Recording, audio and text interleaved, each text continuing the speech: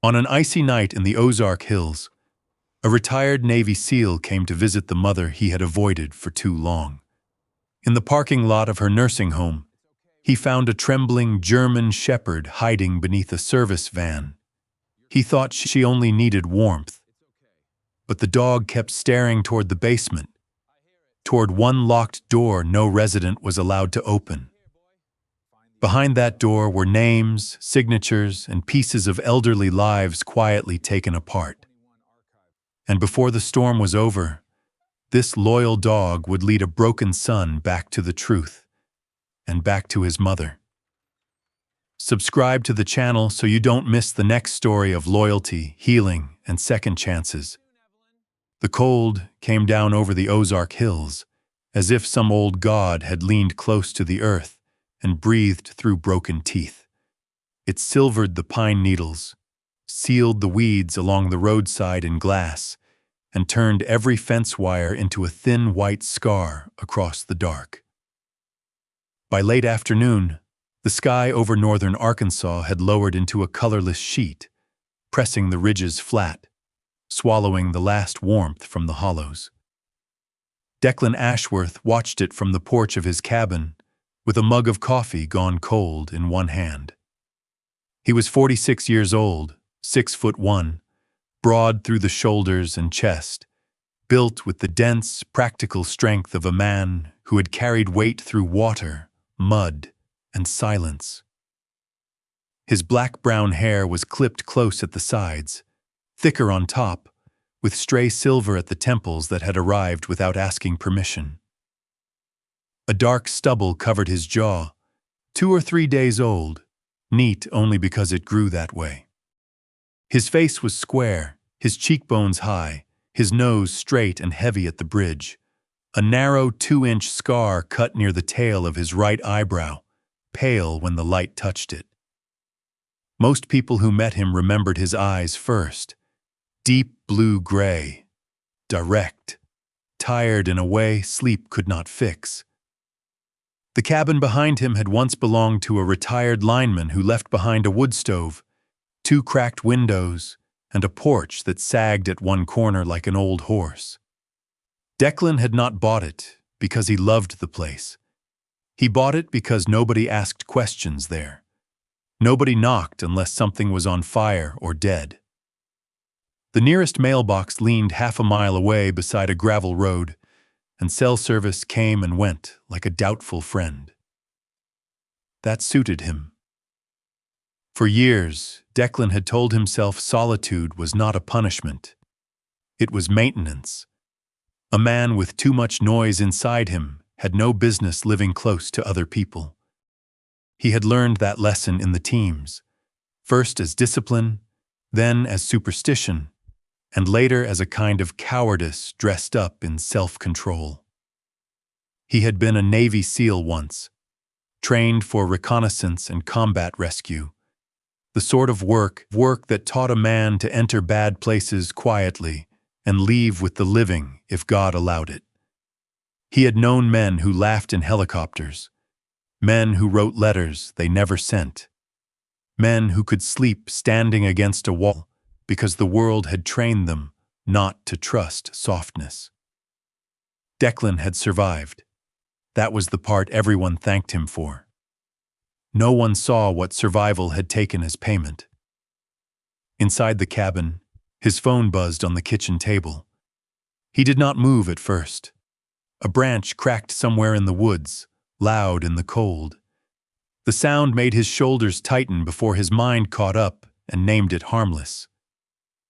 He set the coffee down, flexed his fingers once, and went inside. The message was from Silver Pines Manor, or rather, from his mother's number, though the caller ID showed the facility line because Evelyn Ashworth's hands had become too unsteady for small screens on bad days. Declan stood over the phone for several seconds before pressing play. Static whispered first. Then his mother's voice came through, thin and careful. "Declan, sweetheart, I don't want to bother you." He closed his eyes. That sentence had become a family heirloom, passed between them like a dish neither one wanted to break. "It's colder than they said it would be," Evelyn continued. "The hills look like your grandfather's old Christmas cards. Do you remember those? The ones with too much glitter? I used to find it in the carpet until Easter." A faint laugh, then a pause. "I was thinking about the porch at the old house, how I could always tell it was you coming up the steps. You never walked like your sister. She floated. You marched even when you were 6. Declan looked toward the stove. The fire had fallen low, coals pulsing red under ash. I miss that sound," his mother said. Nothing else. No plea. No accusation. No mention of the months he had stayed away, the calls he had let ring, the visits he had postponed until postponement became a shape of its own. Just the cold. And the sound of his footsteps, remembered by a woman sitting somewhere behind clean windows in a private nursing home he paid for but rarely entered. The message ended with a small click. Declan remained still for a long moment, his thumb resting on the edge of the phone. He had learned how to ignore gunfire when the mission required it. He had learned how to work through pain, hunger, pressure changes, water black as ink. But his mother saying she missed his footsteps did what more violent memories could not. It opened a door. Not wide, just enough for guilt to slip through. "Damn it," he murmured. The word did not carry anger, only surrender. He changed without ceremony, charcoal tactical pants, dark polo under a heavy work jacket, brown boots with salt stains from winters past. He strapped on the black tactical watch he wore out of habit, its scratched face catching the stove light. Before leaving, he stood by the door longer than necessary, as if the cabin might offer a better excuse if he waited. It did not. The drive to Silver Pines Manor took 40 minutes in good weather. That evening, it took over an hour. The gravel road out of his hollow had glazed over in patches, and the county highway wound through hills that rose and fell like the backs of sleeping animals. Frost gathered on the edges of his windshield. The wipers scraped and squealed. Pines crowded the road, their branches bent under ice, making tunnels of dark green and white. Declan drove with both hands on the wheel. The farther he went, the louder the old thoughts became. She is safe there. She has nurses. She has heat, meals, medicine. She is better off without you bringing your ghosts through the door. He had built those sentences carefully over the years, stacking them like sandbags against shame. Tonight, they felt lighter than paper. Silver Pines Manor appeared at the top of a hill just as dusk turned the world blue. The building was large and expensive-looking, with white columns at the entrance and wide windows glowing warm against the frozen grounds. A carved wooden sign stood beside the drive. Silver Pines Manor. Dignity, comfort, care. Someone had wrapped the sign in tasteful winter garland. Small golden lights blinked through the ice. From a distance, the place looked almost holy. Up close, Declan saw the cameras under the eaves, the keypad locks, the delivery entrance half hidden near the back, the staff cars parked crooked along the side lot. He saw the salt spread thin over the walkway, not enough for the older residents who might shuffle out with walkers if anyone let them. He saw 2 windows on the second floor covered by blinds, though the rest were open to the evening. The details lined up in his mind without permission. He parked near a white service van, killed the engine, and sat in the sudden quiet. Through the windshield, the manor watched him. He had not visited in 4 months. A man could cross oceans, crawl through surf, read wind over a rooftop, memorize exits in a foreign compound, and still fail to walk through the front door where his mother waited. Declan reached for the handle. Then he heard the sound.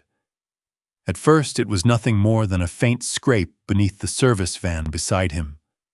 A small, desperate shifting, claws against frozen asphalt. He paused, turned his head, and listened. Another scrape, then a breathy whine. Declan stepped out into the cold. Wind struck his face, sharp enough to sting his eyes. He crouched beside the van, one hand braced against the icy bumper, and looked underneath. Two amber eyes stared back from the shadows. The dog was tucked tight beneath the chassis, ribs showing under a damp coat of sable and black fur. A German shepherd female, maybe 5 years old, though hunger and cold had made her look older. Her body trembled in hard waves she could not control. One ear stood upright, the other folded slightly at the tip, giving her a strange, almost questioning look. A faded dark red collar circled her neck. From it hung a worn piece of metal, round and dull, its engraving rubbed down to a few crooked marks. She did not growl. That worried Declan more than if she had. A frightened dog with strength left would warn a man away. This one only watched, too exhausted to waste energy pretending she was not afraid. "Easy," he said, lowering his voice. The dog's eyes flicked to his face. Declan removed one glove and held his hand out, palm down, not close enough to trap her. The cold bit his fingers almost immediately. He waited. Waiting, he had learned, was not emptiness. Waiting was an action. It told the terrified and the wounded that you would not take more from them than they were ready to give. The dog sniffed once. Her nose was dry. "Yeah," he whispered. "I know." A side door opened behind him.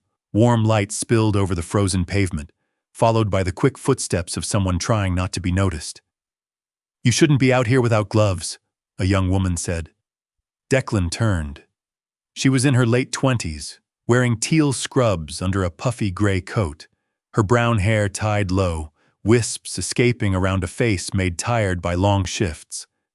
A plastic employee badge swung from a faded blue lanyard. Her eyes moved from Declan to the dog under the van, and her expression tightened with helpless familiarity. "She's still here?"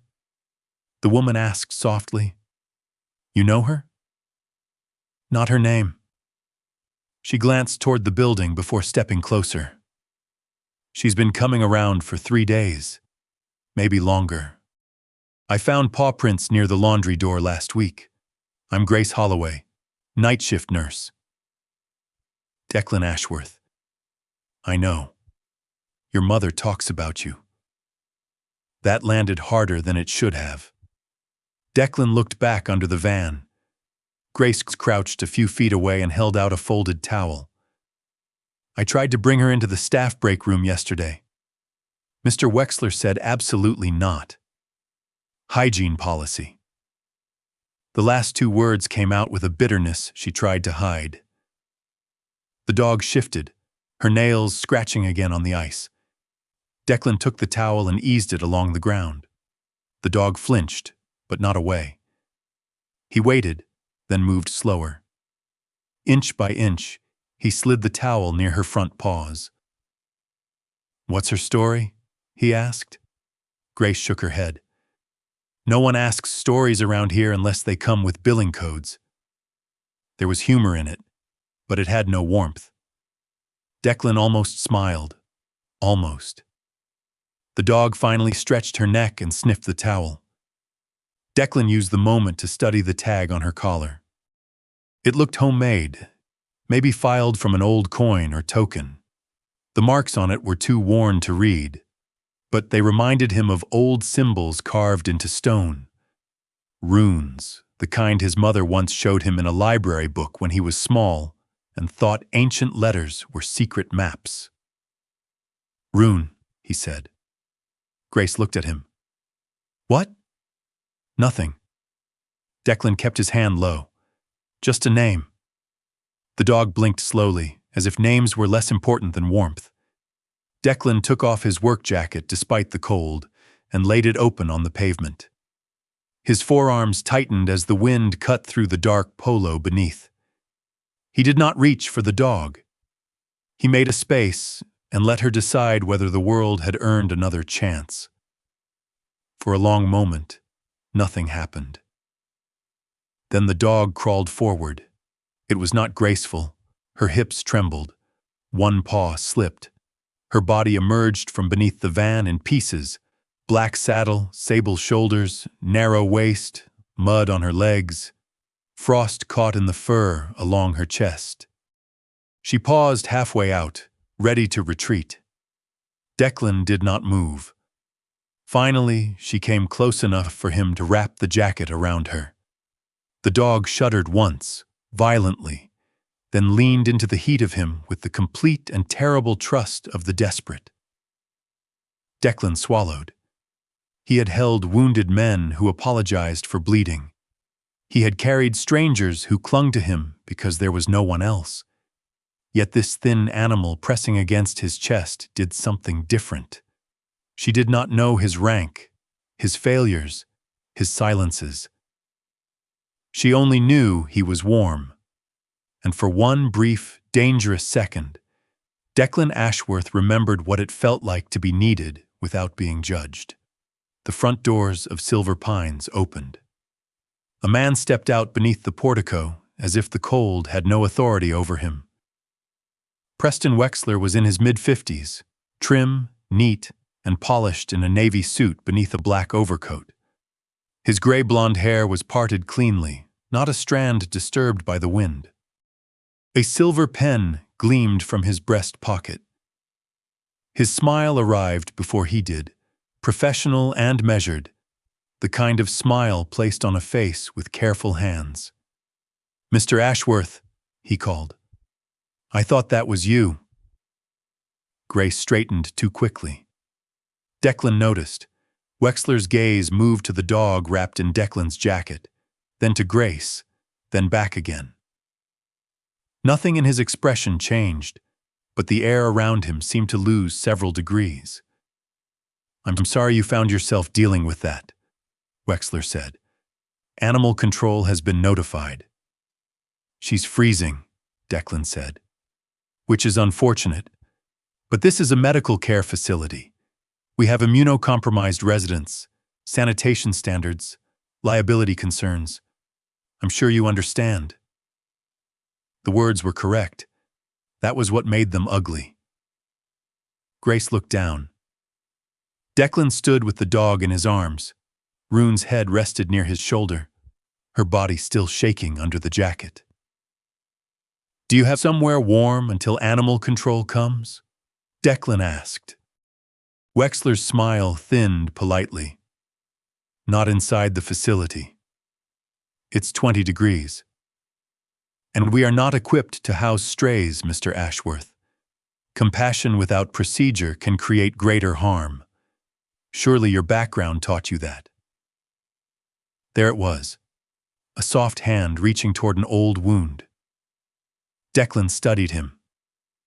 Wexler did not look like a man who enjoyed cruelty. That would have been easier.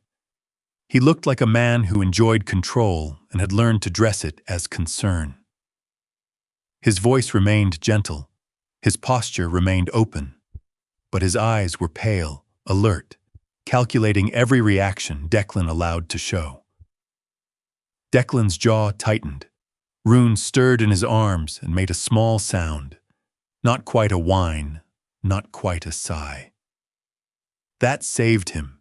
He looked down at her instead of answering Wexler in the language anger wanted. "I came to see my mother," Declan said. "Of course, Evelyn will be pleased, but the animal cannot come inside. I'll put her in my truck with the heat running." "That would be best." Wexler stepped aside, still smiling. "And Mr. Ashworth?" "We do ask that family visits remain calm. Your mother has had some anxious days." "My mother left me a message," Declan said. "How sweet." She speaks of you often." Again, the sentence struck where it was meant to. Declan carried Rune to his truck.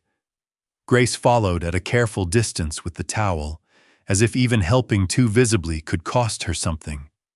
He started the engine, turned the heat high, and settled the dog on the passenger seat.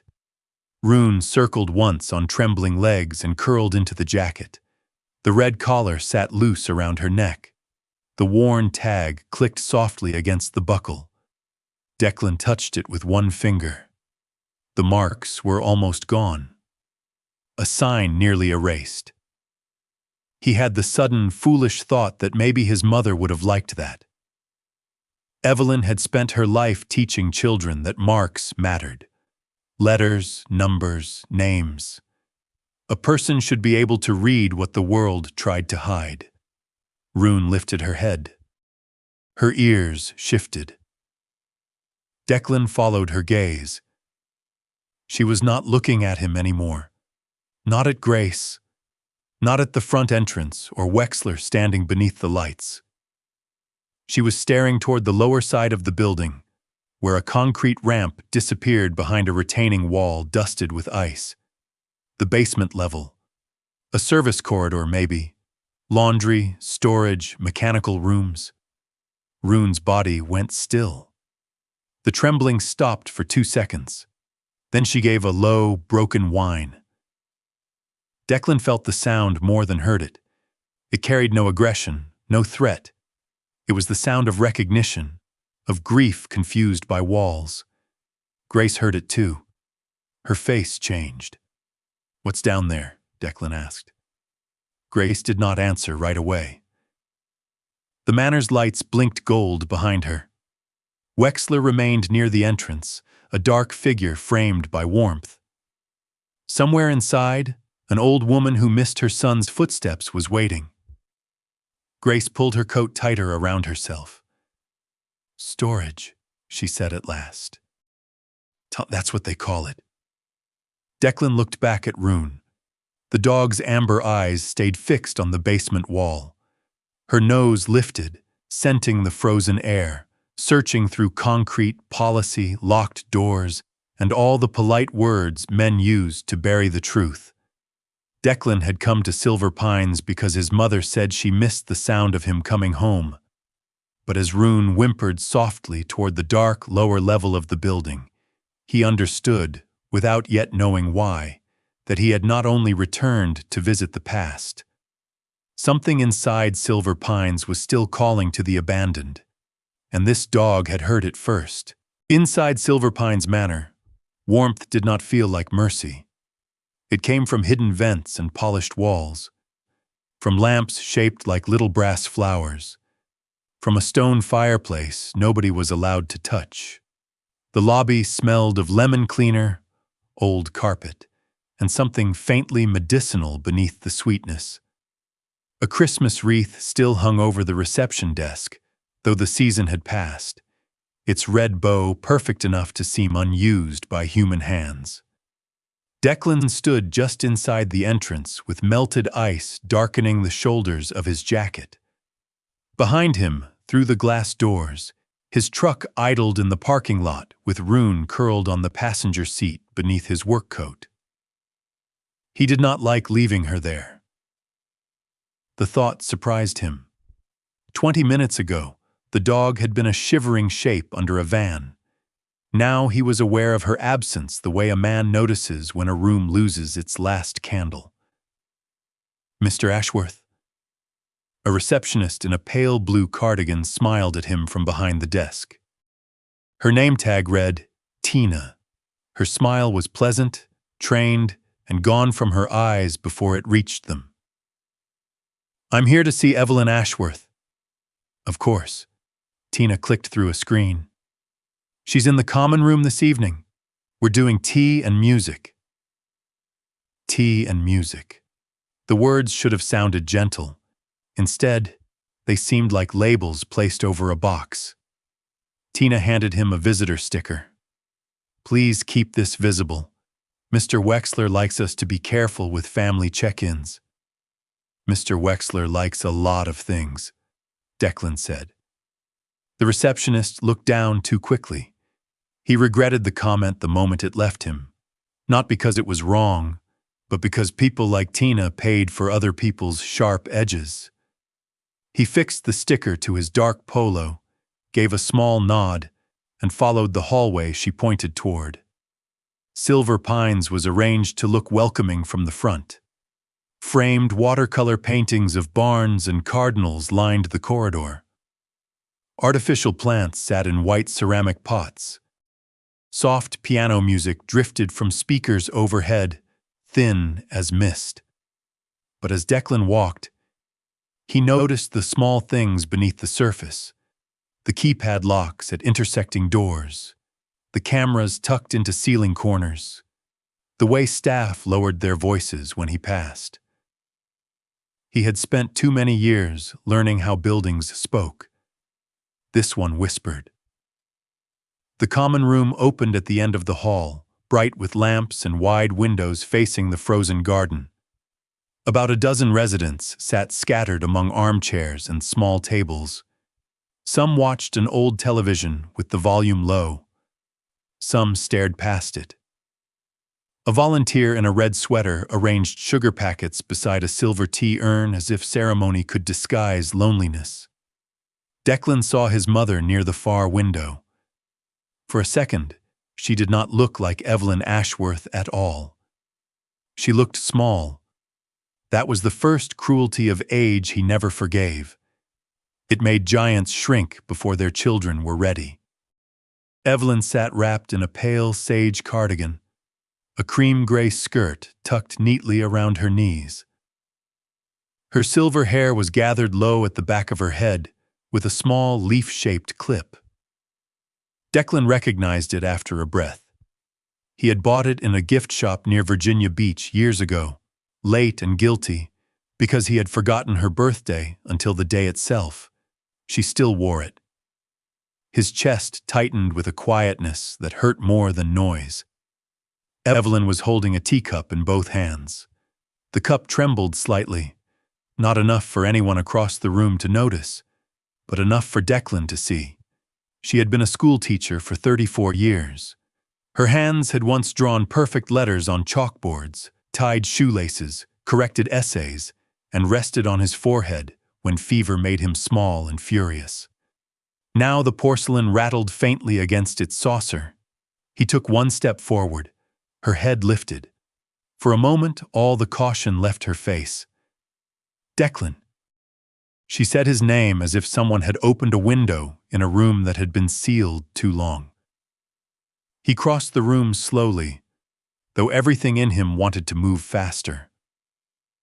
Evelyn set the cup down with effort and reached for him. He bent, and she placed both hands against his jaw. "Oh," she whispered. "There you are. Not where have you been? Not why didn't you call? There you are." He swallowed and kissed her forehead. "Hi, Mom." She touched the scar near his eyebrow with the gentlest finger. "Still scowling at the world, I see." It started it. A small laugh escaped her, soft and surprised. For a moment, she was not a resident beneath scheduled lighting. She was the woman who had once stood on a porch in a bathrobe, telling him not to bring frogs into the kitchen unless the frogs had wiped their feet. "Sit," she said, "before I have to look up at you and get a neck injury. At my age, they'll put it on a chart." He pulled a chair close. The humor helped. It laid a narrow plank across the space between them. But when he sat, the years came back. They crowded around the table like uninvited guests. Up close, he saw how much she had changed. Her cheeks were thinner. Fine lines had deepened around her mouth. Her eyes, pale blue-gray like a faded version of his own, still held warmth, but it now came guarded, as if someone had taught her to spend it carefully. "How are they treating you?" he asked. It was too direct. He knew it the moment her gaze flicked past his shoulder. Declan did not turn, but he followed her eyes by instinct. A camera dome watched from the corner near the ceiling. At a side table, a staff aide sorted magazines with slow, unnecessary attention. Evelyn picked up her tea again. "Oh, she said. "They keep us on schedule. At my age, a schedule is either a comfort or a threat. Depends on the oatmeal." "Mom, I'm all right." "You called." "I left a message. You said it was cold." "It is cold." She looked toward the window, where ice clung to the garden shrubs like clear thorns. "I'm allowed to report weather, I hope." He leaned back, jaw tightening before he could stop it. Evelyn saw. She always saw too much. "I didn't mean to pull you out here," she said. "That's not—" "I know you don't like these places. I don't like places that feel like they're pretending." Her fingers tightened around the cup. The little rattle returned. Declan lowered his voice. "Are you safe here?" Evelyn smiled. It was a small smile, practiced and tired. "Here," she said. "They like everything peaceful." That was not an answer. It was a door closing with a hand still caught inside. Before Declan could press harder, a thin voice called from across the room. "Evelyn, is that your boy?" An old man in a wheelchair sat near the fireplace, though no fire burned there. He was tall, even folded by age, all bones and angles beneath a brown cardigan. A blue-gray flannel shirt hung loose at his neck. His white hair was combed back badly, as if he had argued with a brush, and both had lost. A red plaid handkerchief sat on his lap. One corner worried soft between his fingers.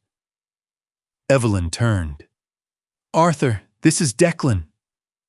Arthur Pike rolled himself closer with slow pushes of his large, veined hands.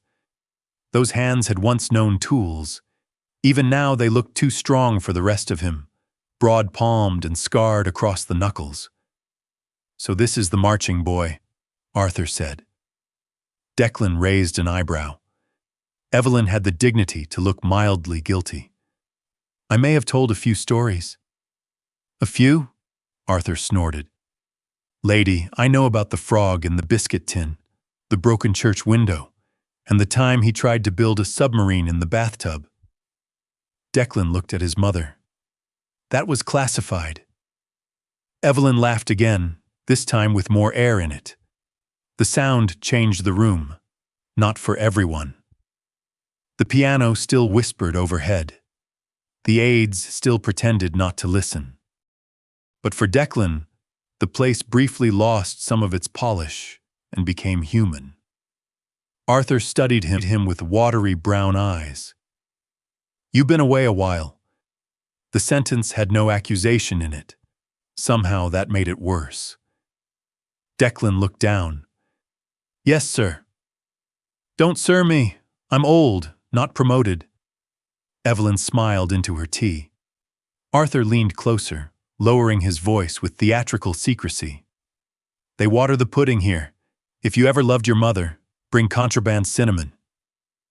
"I heard that, Mr. Pike," said the aide by the magazines. Arthur straightened, innocent as a choir boy. "Good. Then write it down. History deserves witnesses." Declan felt the corner of his mouth move. Not quite a smile, but close enough that his mother noticed. For the first time since entering Silver Pines, he saw what Evelyn might have been clinging to. Not the facility, not the schedule, not the careful words of staff, but small islands of humanity like Arthur Pike. A joke over bad pudding. A shared glance. A handkerchief saved from a better life. Then Evelyn asked the question he had hoped she would not ask. "Are you sleeping?" Declan looked toward the window. "Enough." "That means no." "It means enough." "Declan." Her voice held no scolding, only the old ache of a mother reading weather inside her child. He rested his hands on his knees, The black tactical watch on his left wrist caught the light, its scratched face dull. Sights are better than others. Do you still hear the water? He went very still. Arthur stopped rolling the edge of his handkerchief. The aide looked up. Evelyn seemed to realize she had stepped too close to a place with no railing. I'm sorry. Declan stood abruptly. The chair legs scraped against the floor, too loud in the common room. No, he said, softer than the movement deserved. I'm going to check on something.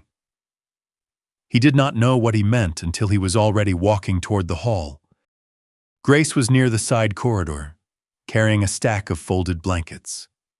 When she saw his face, she shifted the blankets against one hip and glanced past him into the common room. Everything okay? He almost said yes. The word had served him badly for years. My mother likes dogs, he said instead. Grace blinked. That is not usually the answer to that question. Can I bring Rune in for 5 minutes? Her eyes widened. Mr. Wexler said no animals inside. I'm aware. If he catches me helping, I won't say you did. That's not how getting caught works. It was such a tired, honest reply that he looked at her more carefully. Grace Holloway had the look of someone who carried too much and called it normal because nobody had offered another name. There were shadows under her eyes, and the skin around her knuckles was dry from sanitizer. A small charm shaped like a sun hung from the pen in her scrub pocket, absurdly bright against the teal. Declan lowered his voice. Sure, she's freezing in my truck. My mother's anxious. I'm not asking you to break the world open, just a side door. Grace looked toward the ceiling camera, then down the hall. She can't bark. She can't make a mess. And if anyone asks, I know nothing. Understood. Grace sighed like a woman making a decision she would later regret on principle. Laundry entrance, 2 minutes. The side door breathed cold into the hall when Declan opened it. Rune lifted her head from the passenger seat as soon as she saw him. The truck was warm now, but she still looked uncertain, as if comfort were a trick that might be revoked. Come on, he murmured. He clipped a short leash to the faded red collar and guided her out. Her paws touched the icy pavement with caution. The homemade metal tag tapped lightly as she walked. Under the exterior light, the worn marks looked less like letters and more like something scratched by memory itself. Grace held the door just wide enough. Fast, she whispered. Rune entered Silver Pines without ceremony, but the building noticed. Her nose lifted, her ears shifted. The faintly folded tip of the left one gave her a lopsided, watchful dignity. She smelled disinfectant, wool, old food, floor wax, fear, sugar, medication, winter coats, and human loneliness stacked layer upon layer. Declan felt the leash tighten once, not forward, but toward the deeper hall. Not yet, he said quietly. He guided her into the common room. Evelyn saw the dog first. Oh, she breathed. Rune paused at the threshold, thin body tense, amber eyes moving across the residence. Declan expected unease, maybe a warning growl. Instead, Rune lowered her head slightly, as if entering a chapel where grief had been praying before her arrival. Evelyn held out one trembling hand. Rune approached her slowly. The dog placed her muzzle beneath Evelyn's palm. Something in Declan's chest gave way. His mother's fingers sank into the sable fur with an expression so tender it almost embarrassed him to witness. Evelyn closed her eyes. Her shoulders, tight all evening, loosened by a fraction. She's cold, Evelyn whispered. Less than she was. What's her name? Rune. Evelyn opened her eyes. Like an old mark? Couldn't read the tag. Of course you would name a dog after something unreadable. It fit. From beside the fireplace came a sound that did not belong to the room. Arthur Pike had stopped breathing normally. His handkerchief slipped from his lap. The old man stared at Rune as if the dead had knocked and entered politely. Then his face collapsed. Ruby?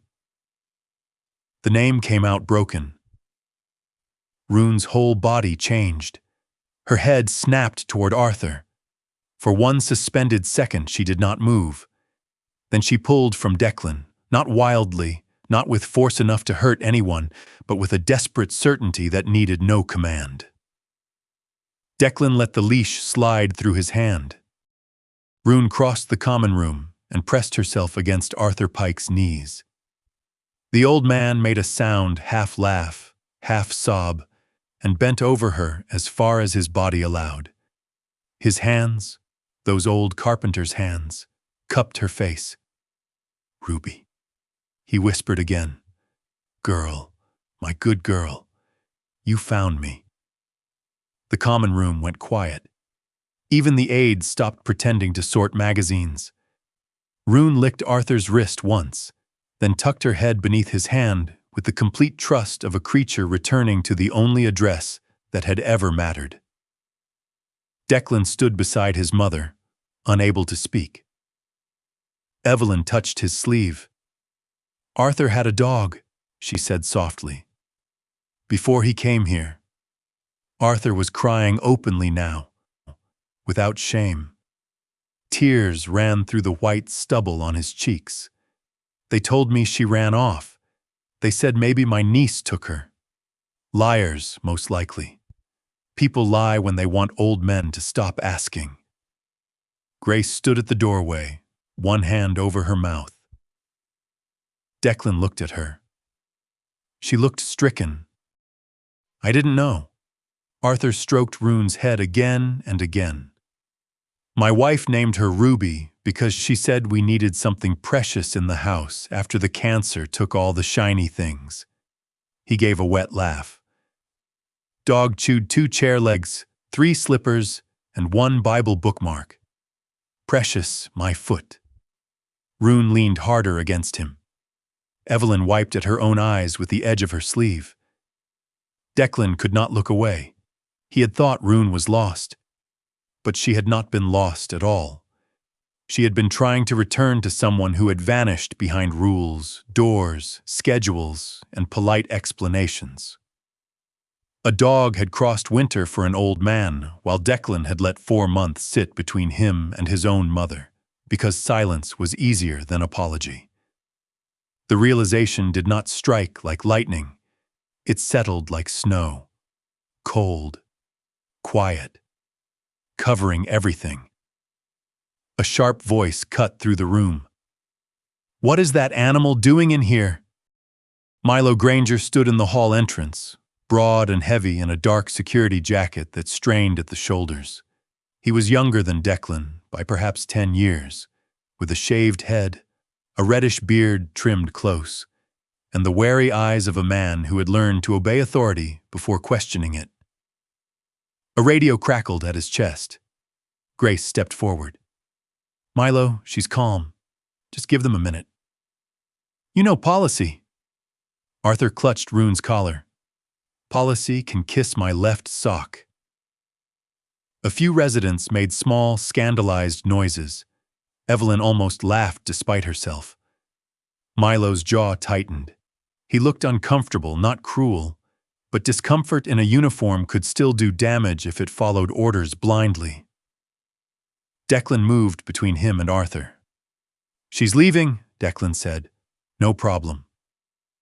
Milo looked up at him and measured the height, the shoulders, the stillness. Mr. Wexler wants the dog off property. I heard him. Then hear me too. Declan held his gaze. I do. The room waited. The old Declan, the one built for doors, force, and quick endings, rose inside him like a familiar weapon. He could feel the shape of confrontation forming. Milo shifted his weight. Grace stopped breathing. Evelyn whispered his name. Rune lifted her head from Arthur's lap and looked at Declan, not pleading, anchoring. He exhaled. "Come on, Rune," he said softly. Arthur's hands tightened. "Her name's Ruby." Declan looked at him, then down at the dog. "Ruby," he said, testing it. The dog's ears moved. Evelyn's hand found Declan's wrist. Maybe she can be both. Arthur wiped his face with the heel of his hand. Old things can have two names if they've survived enough. Declan nodded once. He clipped the leash again and guided Rune away from Arthur. The dog resisted for only a moment, then followed, looking back every few steps. Arthur sat with his empty hands open on his lap, as if warmth had been lifted from them. At the corridor, Grace whispered, "I'm sorry." Declan did not answer. Not because he blamed her, but because his throat had closed. He led Rune through the side hall toward the laundry entrance. But before they reached the door, the dog stopped. Her body lowered, her nose angled toward a stairwell on the left. Declan felt the leash tighten. "Rune," he said. The dog did not move. At the bottom of the stairwell was a short corridor leading to a gray metal door. A sign bolted at eye level read, "Storage, authorized staff only." Rune took one step down, then another. Declan followed as far as the landing, every instinct in him sharpening. The air changed near the basement level. Colder, wetter. It carried the flat mineral smell of concrete, the sour hint of old mop water, and beneath that, something else. Wool, dust, paper, maybe the ghost of human belongings shut away too long. Rune reached the metal door and pressed her nose to the gap near the floor. A tremor passed through her. Then she began to paw at the door. Not hard, not frantic. A steady, soft scraping. Again. Again. Each stroke sounded small in the concrete stairwell, but to Declan, it rang like a knuckle tapping from the other side of a sealed room. Grace had followed them halfway down, her face pale. "She did that before?" "Outside," Declan said. "Toward this level." Grace looked at the sign. "We shouldn't be here." "What's inside?" "Storage." That's the second time someone said that, like it answers something. Before Grace could reply, Milo's voice came from above. "Mr. Ashworth." Declan turned. Milo stood at the top of the stairs now, radio in hand. Behind him, farther down the main hall, Preston Wexler had appeared without hurry. Wexler did not raise his voice. He did not need to. His smile was as thin as the ice forming beyond the windows. "I believe," he said, "you were on your way out." Rune pawed the door one more time. Then she stopped and looked back at Declan. Her amber eyes held neither fear nor command, only recognition. A memory too faithful to die just because someone had locked it away. Declan looked from the dog to the metal door, then to Wexler waiting above in his perfect suit. He had come to Silver Pines to visit his mother. He had found an old man's missing dog. And now, beneath the bright rooms where tea was served and music played too softly, a German shepherd with two names was asking why love smelled like it had been stored behind a locked door. Declan loosened his grip on the leash. "Yeah," he said quietly, "we're leaving." But as he guided Rune up the stairs, he memorized the door, the sign, the smell of damp paper beneath the bleach, and the way Wexler's pleasant face had gone still when the dog began to scratch. Some doors did not need to open yet to tell a man they were hiding something. By morning, the cold had hardened into something official. It lay over the Ozark hills in a clean white crust, sealing puddles, stiffening grass, turning every porch step into a small negotiation with gravity. Declan sat at the kitchen table of his cabin while the stove clicked and breathed behind him. Rune lay beneath the table, head resting across his boot, as if she had decided his foot was now part of her assigned territory. He had brought her home the night before, after leaving Silver Pines. Not because it was sensible, not because he knew what to do with a dog who already belonged to an old man behind polished walls. He had brought her home because she had shivered in his truck, because Arthur Pike's hands had remained open after she was taken away, and because Declan had learned a long time ago that leaving the vulnerable out in the cold was rarely called cruelty by the people who benefited from it. They called it policy. The cabin looked different with Rune inside it. Not warmer exactly. The same draft pushed under the back door. The same cracked windows hummed faintly when the wind leaned hard against the ridge. But something living now occupied the silence. Rune's ears moved when the stove settled. Her nose twitched when Declan turned a page. Once, when a branch dropped ice from the roof with a sharp crack, Declan's body stiffened before he could stop it. Rune lifted her head. She did not bark. She did not crowd him. She simply watched him until his hand found the back of her neck. "Yeah," he said under his breath. "I heard it too." On the table before him lay a shoebox of his mother's papers. Evelyn had once organized everything with the discipline of a schoolteacher and the tenderness of a woman who believed future confusion could be defeated by labels. Insurance, house, taxes, medical. Declan remembered the neat blue ink on folders, the little sticky notes in her cursive, the grocery lists written with the same care other people gave to wedding vows. The shoebox no longer matched that woman. It held envelopes folded hastily, printed statements with unfamiliar headings, copies of forms he did not remember seeing, and invoices from Silver Pines Manor that seemed designed to exhaust the reader before revealing anything useful. Declan spread them across the table in rows.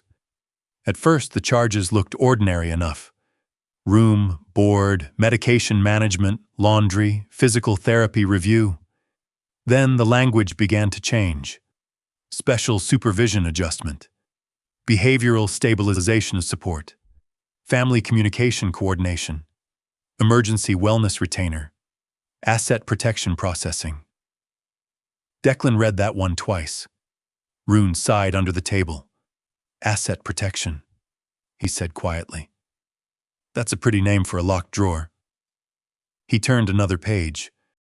The charge appeared again, not from Silver Pines directly, but through a separate line item attached to a name he had not noticed before. Ozark Elder Care Trust. The words carried the bland weight of respectability. Ozark, to sound local. Elder, to sound compassionate. Care, to sound clean. Trust, to make a man feel guilty for questioning it. Declan did not trust it. He opened his laptop, the old one that groaned at startup like a man asked to shovel snow before coffee. The internet connection flickered, disappeared, returned. He searched the name. A sparse website loaded after a long pause. Stock photos of smiling seniors, a banner image of autumn hills, a mission statement about protecting dignity through coordinated financial care. No staff photos except a generic contact form, no clear office address beyond a suite number in Bentonville. He searched the suite number. It belonged to a shared business mailbox. Declan leaned back. Rune's head rose again, sensing the change in his breathing. He kept reading. Among the copies was a care authorization form with Evelyn's name printed at the top. It gave Silver Pines permission to coordinate with outside financial support services for continuity of care, emergency planning, benefit routing, and responsible asset stewardship. The words marched across the page in tidy formation, each one wearing a little uniform of respectability. At the bottom was Evelyn's signature. Declan stared at it. His mother's real signature had always been clear and slanted, the E in Evelyn tall and proud, the A in Ashworth crossing sharply as if it had somewhere to be. This signature trembled. The letters crowded each other. The tail of the H fell downward, uncertain, almost apologetic. He pulled another paper from the box. Same signature, another, worse. Declan stood so fast the chair struck the floor behind him. Rune rose with him, nails clicking on the boards. For a moment, the cabin narrowed. The stove, the table, the papers, the frozen window, all of it drew inward around the signatures. He saw his mother's hand shaking around a teacup. He saw her glance toward the camera. He heard her say, "Here." They like everything peaceful, peaceful, a word used by people who did not want the disturbed to speak. Declan pressed both palms flat against the table and bowed his head. There had been a time when anger made him useful. Fast hands, clear decisions, door, breach, hallway, threat, exit. The body understood before the heart interfered.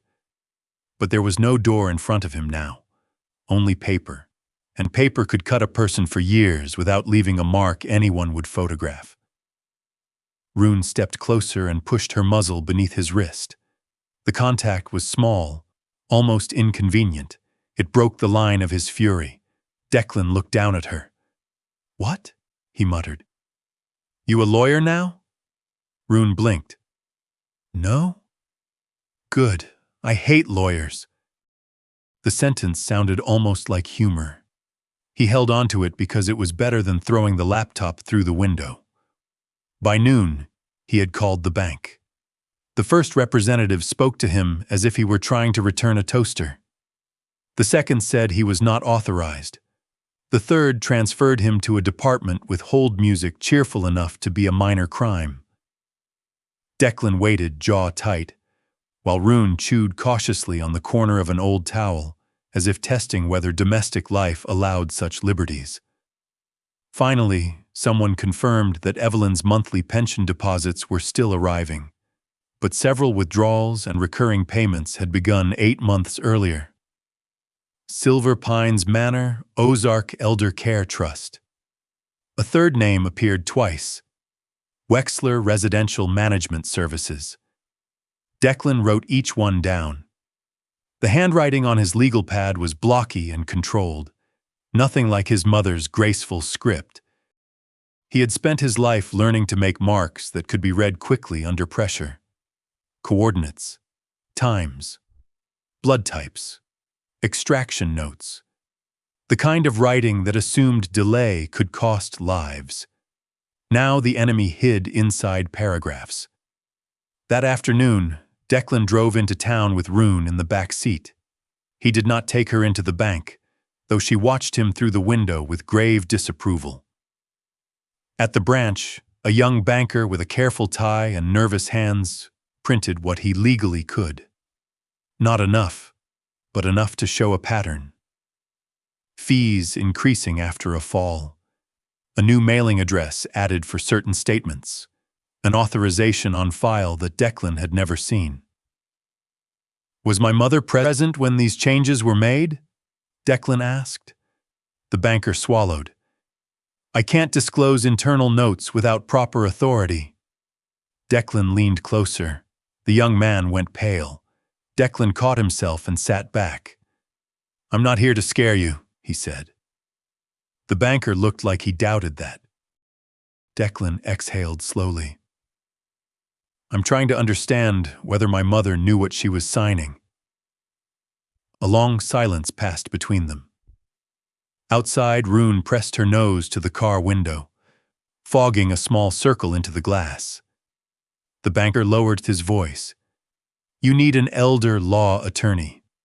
I need answers. You need an attorney to get answers that survive contact with people who have better attorneys." That was the first useful thing anyone had said all day. The name came from a retired county clerk who still smoked outside the courthouse, and remembered Evelyn Ashworth as the teacher who made my boy stop spelling February like a farm accident. He gave Declan the number of Naomi Vance. She doesn't scare easy, the clerk said, and she hates paperwork predators. Naomi's office was above a hardware store on the old square, between a tax preparer and a dentist who advertised gentle extractions. The stairs smelled of dust, toner, and winter boots. Declan left Rune in the truck with the heat on, and the windows cracked just enough. Though Rune watched him go as if he were making another questionable life decision. Naomi Vance opened the office door herself. She was 41, tall and composed, with warm brown skin, dark curls cut at her shoulders, and eyes that took in details without seeming rude.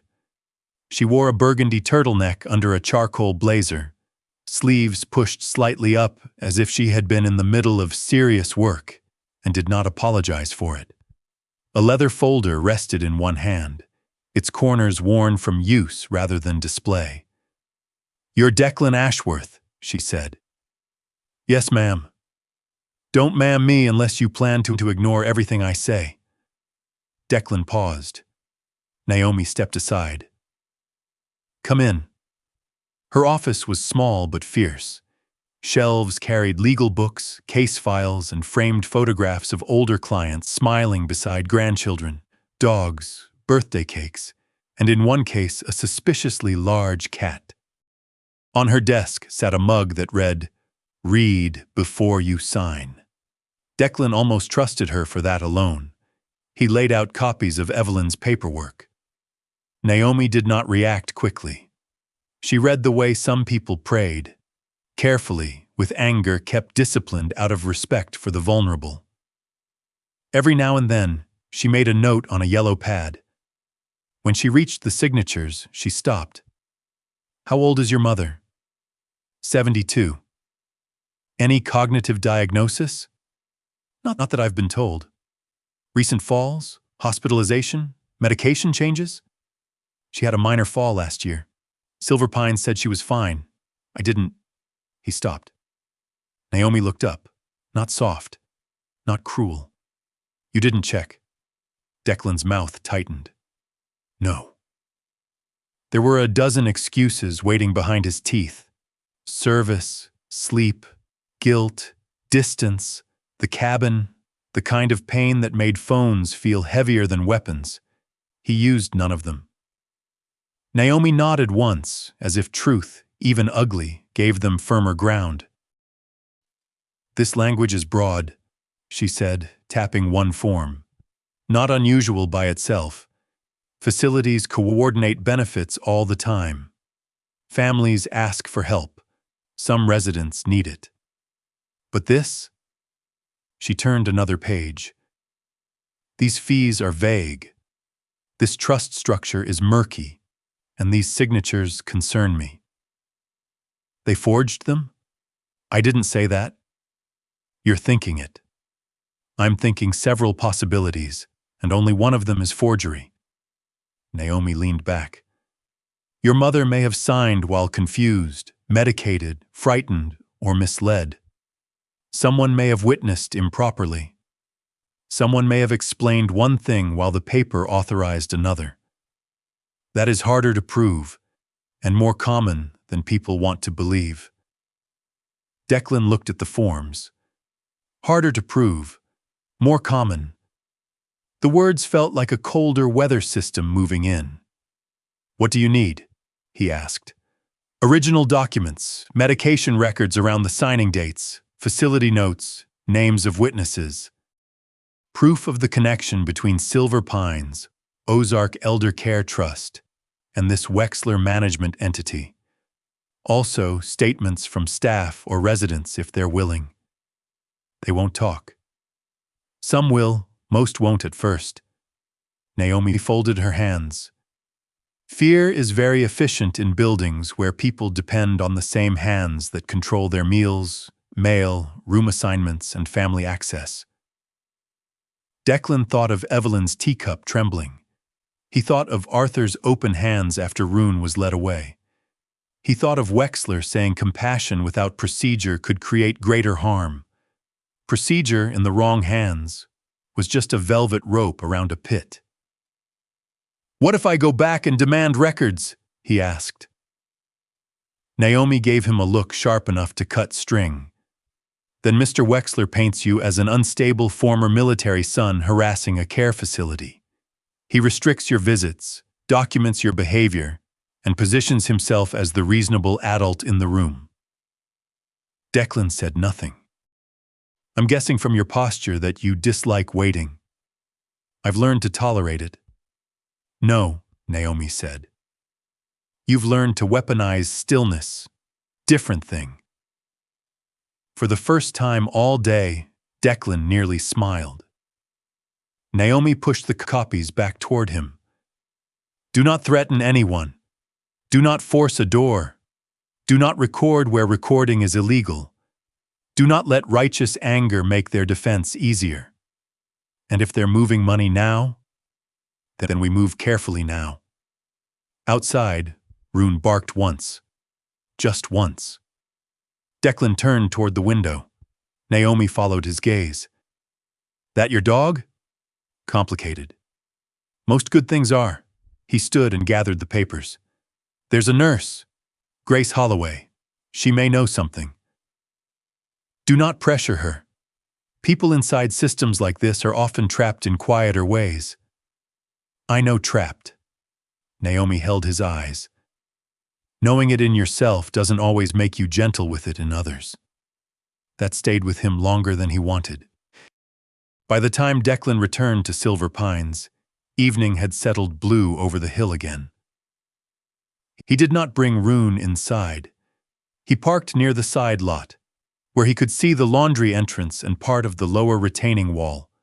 Rune sat upright in the back seat, alert but quiet. Grace came out 10 minutes after shift change, wearing her coat over teal scrubs, arms folded against the cold. She approached the truck like someone walking toward a confession booth she did not fully trust. "You shouldn't be here," she said. "I hear that a lot. I mean it." "So do most people." Her mouth twitched despite herself, then flattened. "Is your mother okay?" "That's what I'm trying to find out."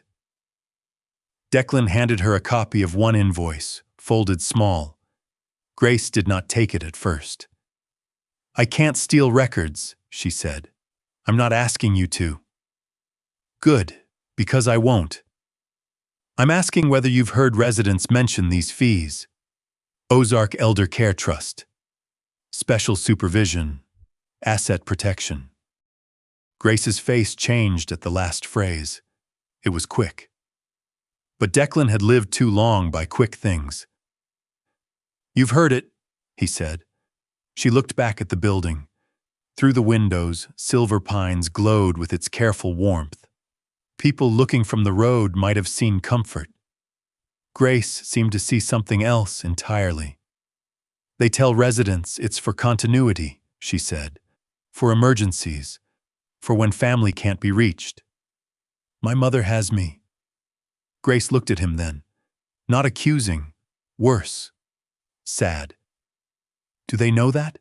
she asked. Declan had no answer. Grace took the folded invoice and held it inside her coat sleeve, hidden from the camera above the staff entrance. "There are residents who sign after falls," she said quietly. "After hospital returns. Sometimes after new medications. Wexler says the paperwork prevents delays in care. He says families get emotional and slow everything down." "Who explains the forms?" "Usually someone from administration. Sometimes a social care coordinator. Sometimes Milo just stands nearby. Not threatening, but..." She searched for the right word. "Present." Declan nodded. Presence could be its own pressure. Grace continued, voice lower. "Arthur signed something after his niece stopped visiting. He didn't understand it. He kept asking about Ruby. They told him she was gone." Rune's ears lifted at the name from inside the truck. Grace saw it and looked away. "I should have asked more," she whispered. Declan thought of Naomi's warning. People inside systems like this are often trapped in quieter ways. "You're asking now," he said. Grace's eyes shone, but she did not cry. "That doesn't erase then." "No." The honesty startled her. Declan added, "But it gives then somewhere to go." For a moment, neither of them spoke. The cold moved around them. A camera watched from the corner of the building. Somewhere inside, his mother was probably being served dinner on a tray with compartments, her hands folded neatly in her lap, waiting for news she would not ask for because she did not want to be trouble. Grace reached into her coat pocket and pulled out a small scrap of paper. "I can't give you records," she said, "but I can give you names. Residents who mentioned signing things they didn't understand. Dates, I remember. Not proof. Just a map." Declan accepted the paper. Martha Bell, Samuel Reeds, Arthur Pike, Evelyn Ashworth. Beside each name, Grace had written a month, sometimes a note. After fall, after medication change, no family present, asked about bank mail. The paper weighed almost nothing. It changed the size of the world. Declan folded it carefully and placed it inside his wallet. Rune leaned forward between the seats and pressed her muzzle against his right hand. Not hard. Just enough. Declan looked at the dog, then at Grace, then at the bright windows of Silver Pines. For the first time since his mother's message, his anger had shape. Not a flame. A blade, maybe, but sheathed. He would not kick down doors. Not yet. He would learn the locks. Grace stepped back. "If Wexler knows I talked to you, he won't hear it from me. That's not the same as being safe." "No," Declan said. "It isn't." She studied him in the weak glow of the parking lot lights. "You're different from what your mother says." "What does she say?" "That you were always the boy who ran toward broken things." He looked down at his hands. "I got tired." Grace's expression softened. Broken things still noticed. She turned and walked back toward the staff entrance, shoulders hunched against the wind. The door swallowed her into the building, and the lock clicked behind her. Declan stayed in the truck for a long time. He took out the scrap of paper again and read the names until they stopped being ink and became people. Martha, Samuel, Arthur, Evelyn. 4 names were not a case. Not yet. But they were no longer only suspicion. Rune settled her head on his shoulder from behind the seat, awkward and warm. Her tag tapped once against the console, that worn piece of metal with marks almost erased. Declan reached up and touched it. His mother had spent her life teaching children to read. Now someone had hidden harm inside language so polished most people skimmed past it. Declan started the truck. As he pulled away from Silver Pines, he did not look at the front entrance with its golden lights and tasteful wreath. He looked instead at the lower wall, where the basement held its breath beneath the building. He understood something now. The locked door was not the beginning of the truth. The paperwork was. And if Wexler had built his kingdom out of signatures, fees, fear, and polite words, then Declan would not answer like a soldier storming a room. He would answer like a son learning, line by line, how to read what had been done to his mother. Declan returned to Silver Pines 3 times in 5 days. That alone changed the weather inside this building. Not outside. Outside, the Ozark cold still held the hill country in its pale fist. Ice clung to shaded ditches. Frost lingered in the grass long after noon. The pines stood stiff and dark against a sky that never quite turned blue. But inside Silver Pines, people began to notice him. The receptionist's smile tightened when he signed the visitor log. Aides lowered their voices when he passed. Milo Granger appeared more often near whatever hallway Declan happened to be walking down, pretending to check doors that did not need checking. Even the residents sensed a shift. Eyes followed him over teacups, puzzle books, half-finished plates of soft food. Declan did not make accusations. He brought cinnamon packets for Arthur Pike. He brought a small tin of peppermint tea for Evelyn. He brought Rune in the truck and parked where Arthur could sometimes glimpse her through the common room window. That last detail mattered more than he expected. On the second visit, Arthur had pressed both hands to the glass like a boy watching a parade. Rune, sitting upright in the passenger seat, pressed her nose to the other side. The window fogged around her muzzle. Arthur laughed until a cough took the sound from him, and Evelyn dabbed his sleeve with a napkin, scolding him gently for trying to expire over a dog like some tragic fiddle song. Declan stood behind them, hearing the humor, seeing the wound beneath it. Rune had become a small rebellion, not loud, not dramatic, just alive. Silver Pines was a place built to manage life into quiet portions. Meals at 7, pills at 8, activities at 10, rest at 2, lights dimmed at 9. But a dog outside the window, ears high, tail moving when she saw an old man, refused to fit neatly into the schedule. She reminded the residents that affection did not need approval from administration. That made her dangerous in a way no policy could name. By the third visit, Declan had learned the building's public face by heart. The main lobby wore fresh flowers like a mask. The hallway near administration smelled sharper than the others, as if lemon cleaner had been poured there to drown something older. The common room was warm enough for visitors, but the side corridors cooled quickly. The memory wing door had a keypad and a camera angled low enough to catch the hands of anyone entering a code.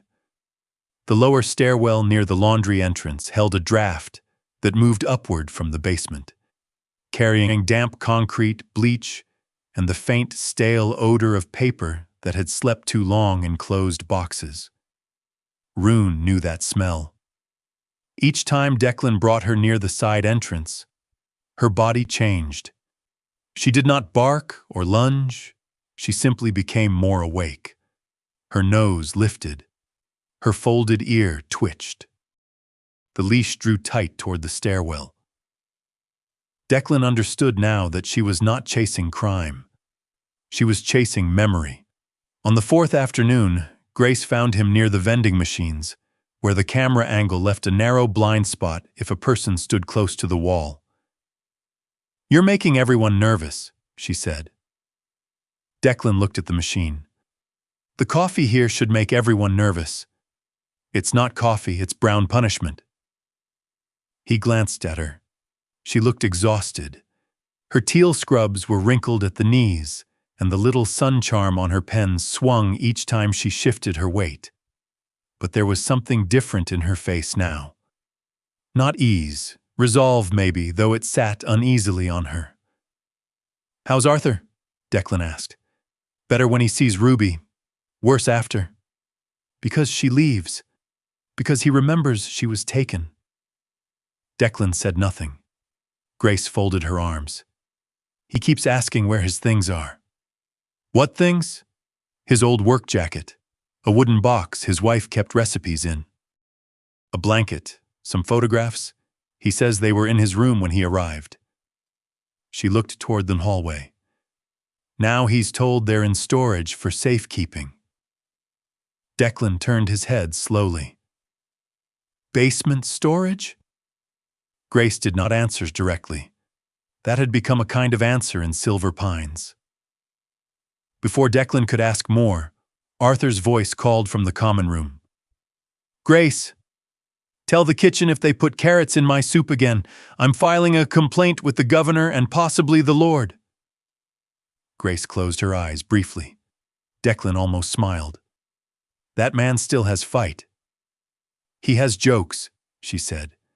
It's not always the same. They walked into the common room together.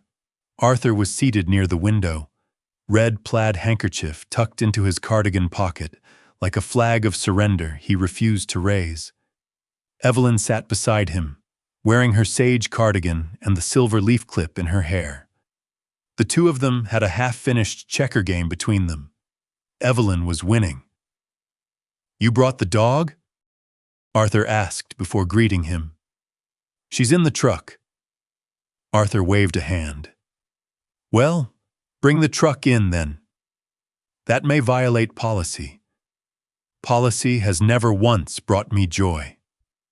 Evelyn moved a checker. "King me."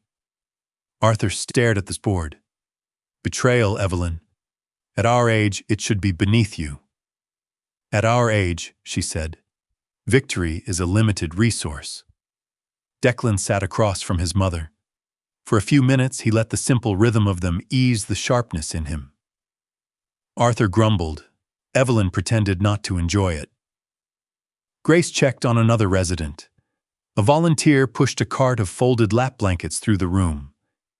It might have looked peaceful to someone who did not listen beneath the words.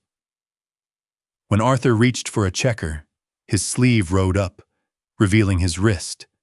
Thin, freckled, fragile under loose skin. Declan saw a paper hospital bracelet still there, though Arthur had not been to a hospital that week. "What's that from?" Declan asked. Arthur looked at his wrist as if surprised to find it attached.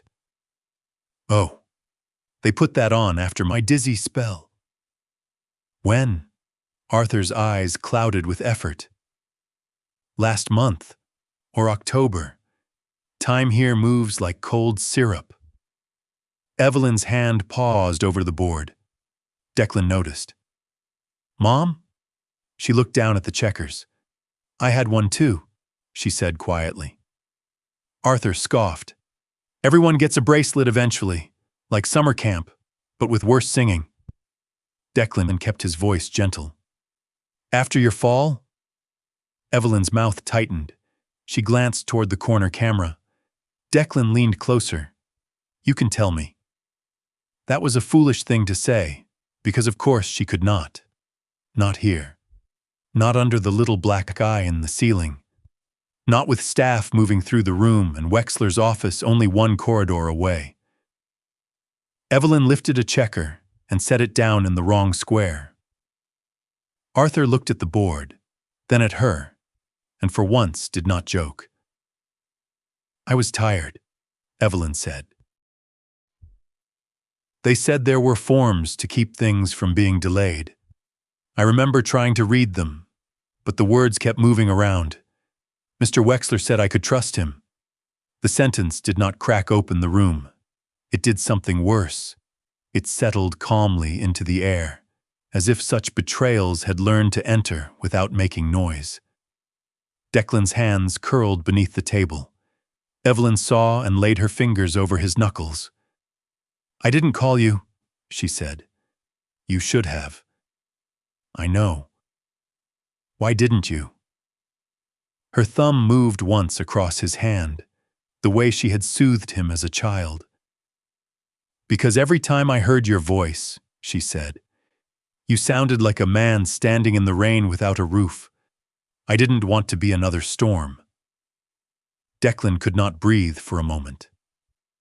Arthur looked away, giving them the mercy of pretending to study his doomed checker pieces. The old guilt inside Declan shifted shape. Until then, he had carried it like a verdict. He had failed his mother because he was absent. Now he saw the crueler truth. His absence had not only left her alone, it had taught her to protect him from needing her. She had not stopped being his mother, even when he had stopped being much of a son. Across the room, the staff door opened, and a man in a brown work jacket stepped inside carrying a yellow mop bucket. He moved with a slight hitch in his left knee, and the wary patience of someone accustomed to being summoned only when something broke. His hair was salt and pepper, badly cut, his face broad and weathered, his hands thick with old calluses. A ring of keys hung from his belt, making a soft, tired music as he walked. Arthur spotted him. "Leo," he called, "you still owe me a shelf." The man looked over, then seemed to regret being seen. "You don't have anything to put on one, Art. That is exactly why I need it, for the things they keep saying I don't have." Leo Maris did not laugh, but his eyes lowered in a way that suggested the words had found him. Grace came quickly from the other side of the room. "Leo, Mrs. Haskell's sink?" "On it," he said. His voice was low, gravelly, local. Before leaving, his gaze flicked once to Declan, then to Evelyn, then toward the window where Rune's shape could barely be seen in the truck. Something in his face changed. Not fear exactly. Recognition mixed with reluctance. Declan waited until Leo finished with the sink in a nearby room. He did not corner the man. He stood in the hallway by the water fountain, hands visible, posture neutral. Rune was not with him. No pressure, no uniform, no raised voice. Still, Leo tried to pass without stopping. "Mr. Maris?" Leo paused. "Just Leo." "Declan Ashworth. I know who you are." "Then you know why I'm here." Leo gave him a tired look. Men usually think that makes things simpler. Declan accepted that. "Arthur's things, my mother's paperwork, the basement storage room. I'm trying to understand how they connect." "You're trying to understand a building that got mean after it got expensive." That was not denial. Declan let the silence invite more. Leo glanced down the hall toward the camera, then moved closer to the water fountain and bent as if checking a pipe beneath it. Declan turned slightly, shielding the conversation with his body. "I've been here 19 years, Leo said. "Before Wexler. Before the new sign. Before they started calling rooms suites and charging folks like the walls were made of gold. What was the basement used for? Storage. Real storage once. Holiday decorations, old beds, paper records. Back when Mrs. Donnelly ran the place, every resident had a physical file. Medical notes, family contacts, property inventory, consent forms, all boring, all necessary. And now? Now everything's supposedly digital." Leo snorted softly. They love that word. Digital means if you can't find it, it must be your fault. "Are the old files still down there?" Leo's jaw worked. A door opened somewhere behind them. He straightened too fast. An aide walked past with a laundry basket, nodded, kept going. Leo waited until she turned the corner. "I don't know what's in there now," he said. "That's not the same as no." "No," Leo admitted. "It ain't." Declan watched him. Leo rubbed one thumb over a scar near his knuckle. "Only Wexler and Milo go in regular. Sometimes boxes come out. Sometimes boxes go in. I fix pipes, lights, old hinges. That door, I'm not asked to fix." "Arthur's belongings?" "I saw a wool coat, wooden box, red blanket, tagged Pike." Leo swallowed. Saw other names too. Ashworth, Bell, Reeds, didn't think much at first. Folks move rooms. Families don't pick things up. Happens. But now? Leo looked toward the common room, where Arthur's laugh carried faintly. "Now I think maybe some things were put away, so folks would stop remembering what they owned." The words were not dramatic. That made them heavier. Declan felt the blade of anger again, but this time he did not grip it. Naomi's warning held. Grace's fear held. Evelyn's hand on his knuckles held. "Can you get into the room?" he asked. Leo's face closed. "No. Can't or won't." Leo met his eyes for the first time. Both, the look said. Then aloud. You got no idea what it costs a man to need a job at 63. Declan nodded slowly. You're right. I don't. The admission seemed to disarm Leo more than pressure would have. My wife's gone, Leo said. Mortgage ain't. Knees bad. Nobody hires old maintenance men with bad knees unless they already know the building. His fingers brushed the keys at his belt. I told myself paperwork wasn't my business. Told myself old folks forget. Told myself Wexler was slick, not dirty. And now? Leo's mouth pulled down. Now that dog sits outside like judgment with ears. Declan looked toward the window. Rune was visible beyond the glass, sitting in the truck, watching the building with grave patience. Leo followed his gaze. Arthur used to talk about her every day, he said. Ruby this, Ruby that. Drove folks crazy. Then he stopped. That was worse. Declan said nothing. When old people stop asking for what they love, Leo murmured, everybody acts relieved, like silence means healing. He reached into his jacket pocket and pulled out a folded scrap of paper. Not a file, not proof. Just a rough shape drawn in pencil on the back of an old work order. A simple basement sketch.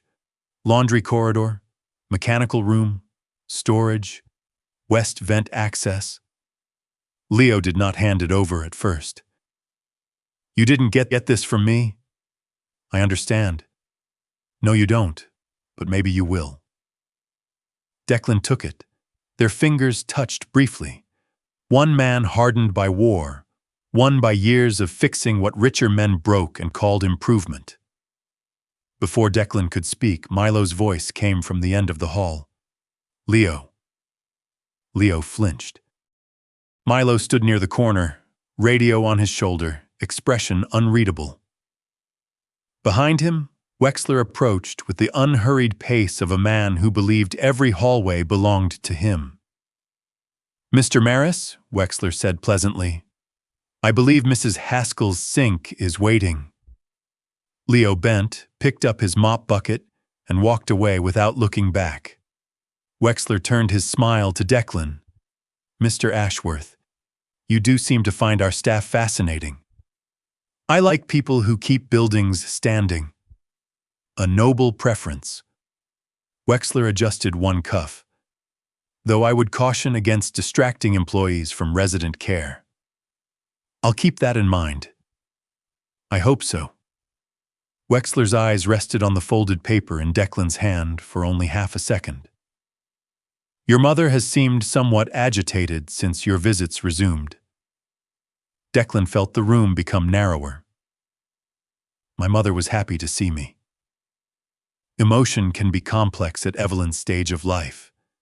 She's 72, not a weathered statue. Wexler's smile did not move. Of course. Still, we must consider her stability. Family reconnection after long absence can be stimulating. The word was soft. The meaning was not. Declan stepped closer, then stopped himself. Rune's muzzle under his wrist. Naomi's voice, Grace's fear, Evelyn saying she did not want to be another storm. He took one breath, then another. Is that a medical opinion? He asked. Wexler's expression sharpened by a degree. It is an administrative observation. Good, Declan said. Then I'll ask her doctor.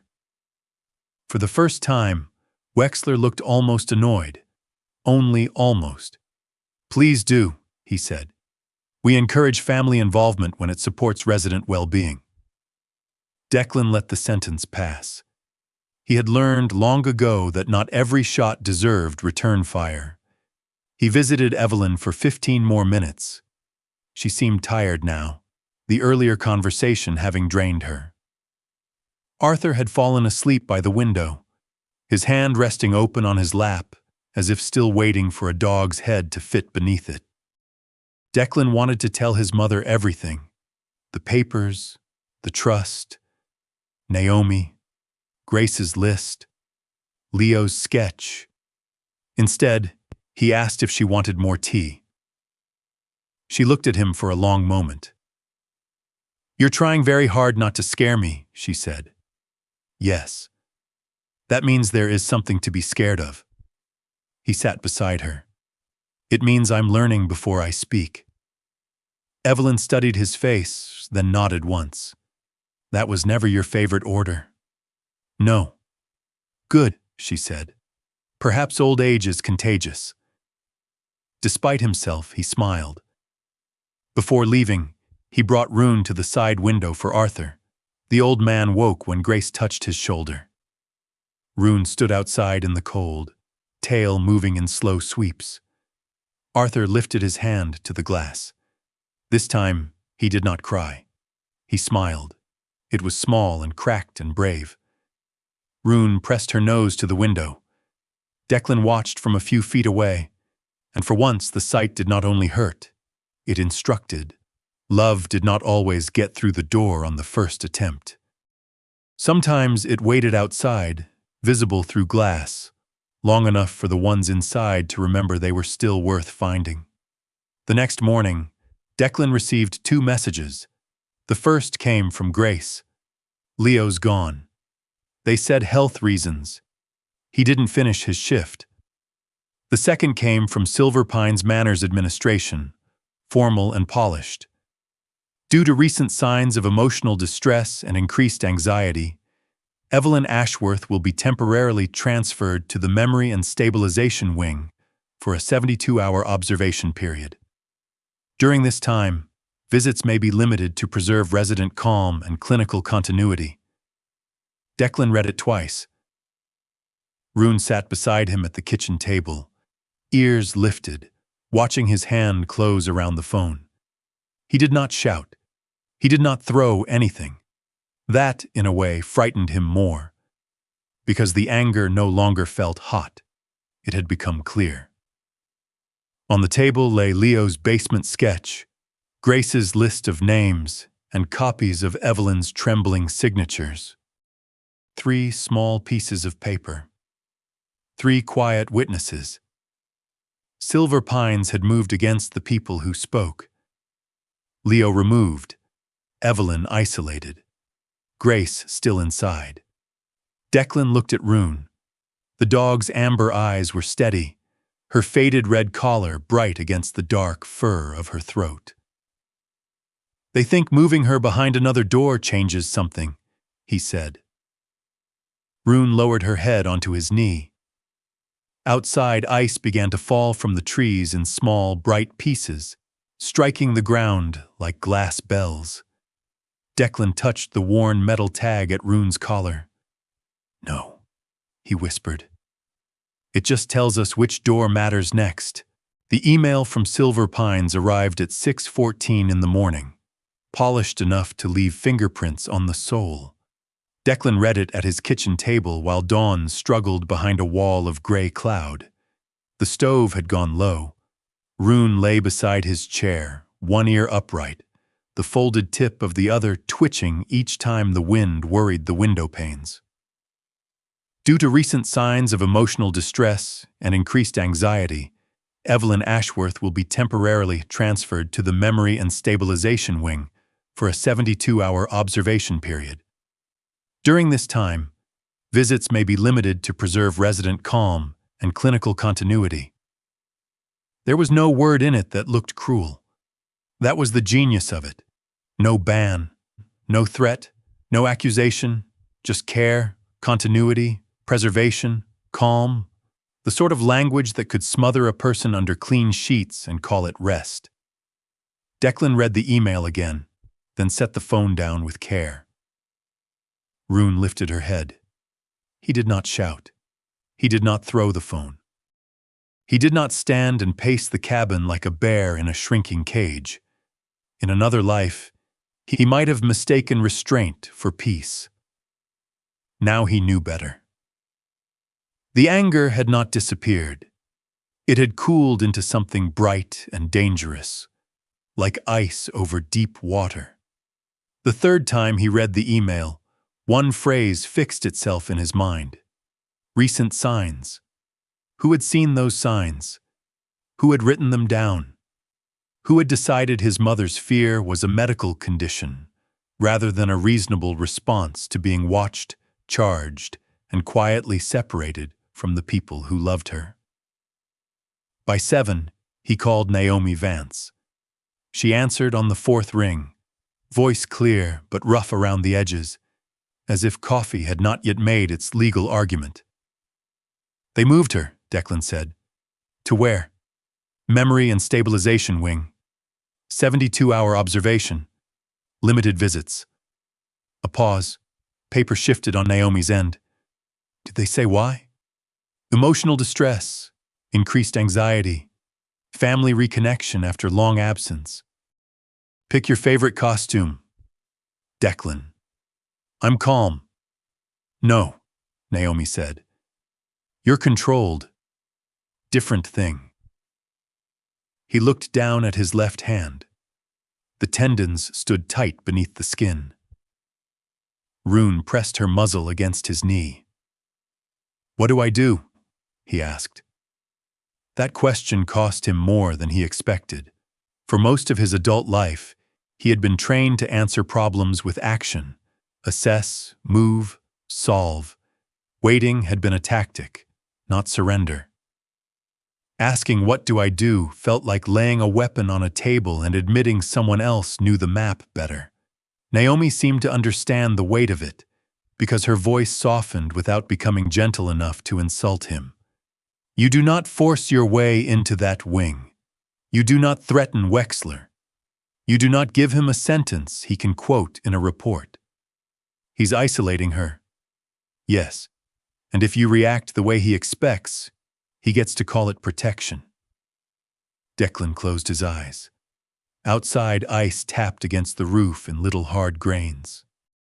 I'm preparing a complaint to Adult Protective Services, Naomi continued. The pattern is strong enough to open a door, but we need more than suspicion if we want anyone to walk through it fast.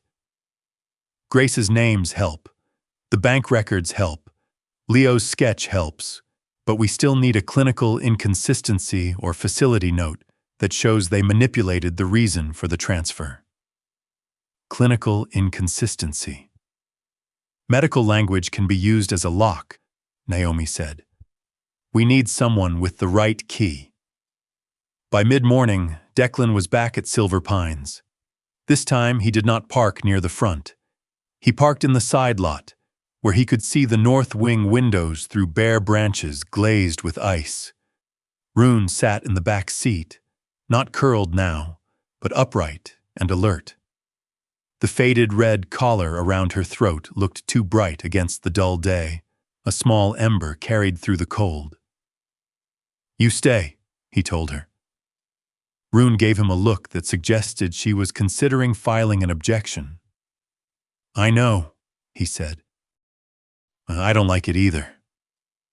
He entered through the front door. Tina at reception saw him and sat straighter. Mr. Ashworth.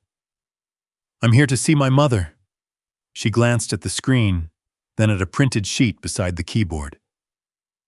Mrs. Ashworth has been transferred to our Memory and Stabilization Wing for observation. I know.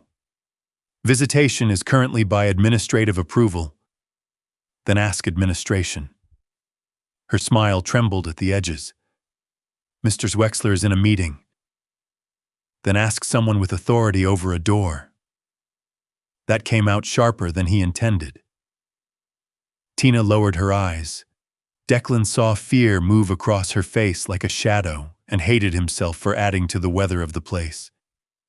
He took one breath, then stepped back from the desk. I'm not angry at you, he said. She looked up, surprised. I need to know whether my mother is warm, fed, and aware that I came. Tina's hand hovered over the phone. From the hallway beyond reception came the soft click of polished shoes. Preston Wexler appeared as if summoned by discomfort itself. His navy suit was immaculate, his silver tie bar level, his expression concerned in exactly the way a brochure might be concerned. "Mr. Ashworth," he said, "I thought we might see you today.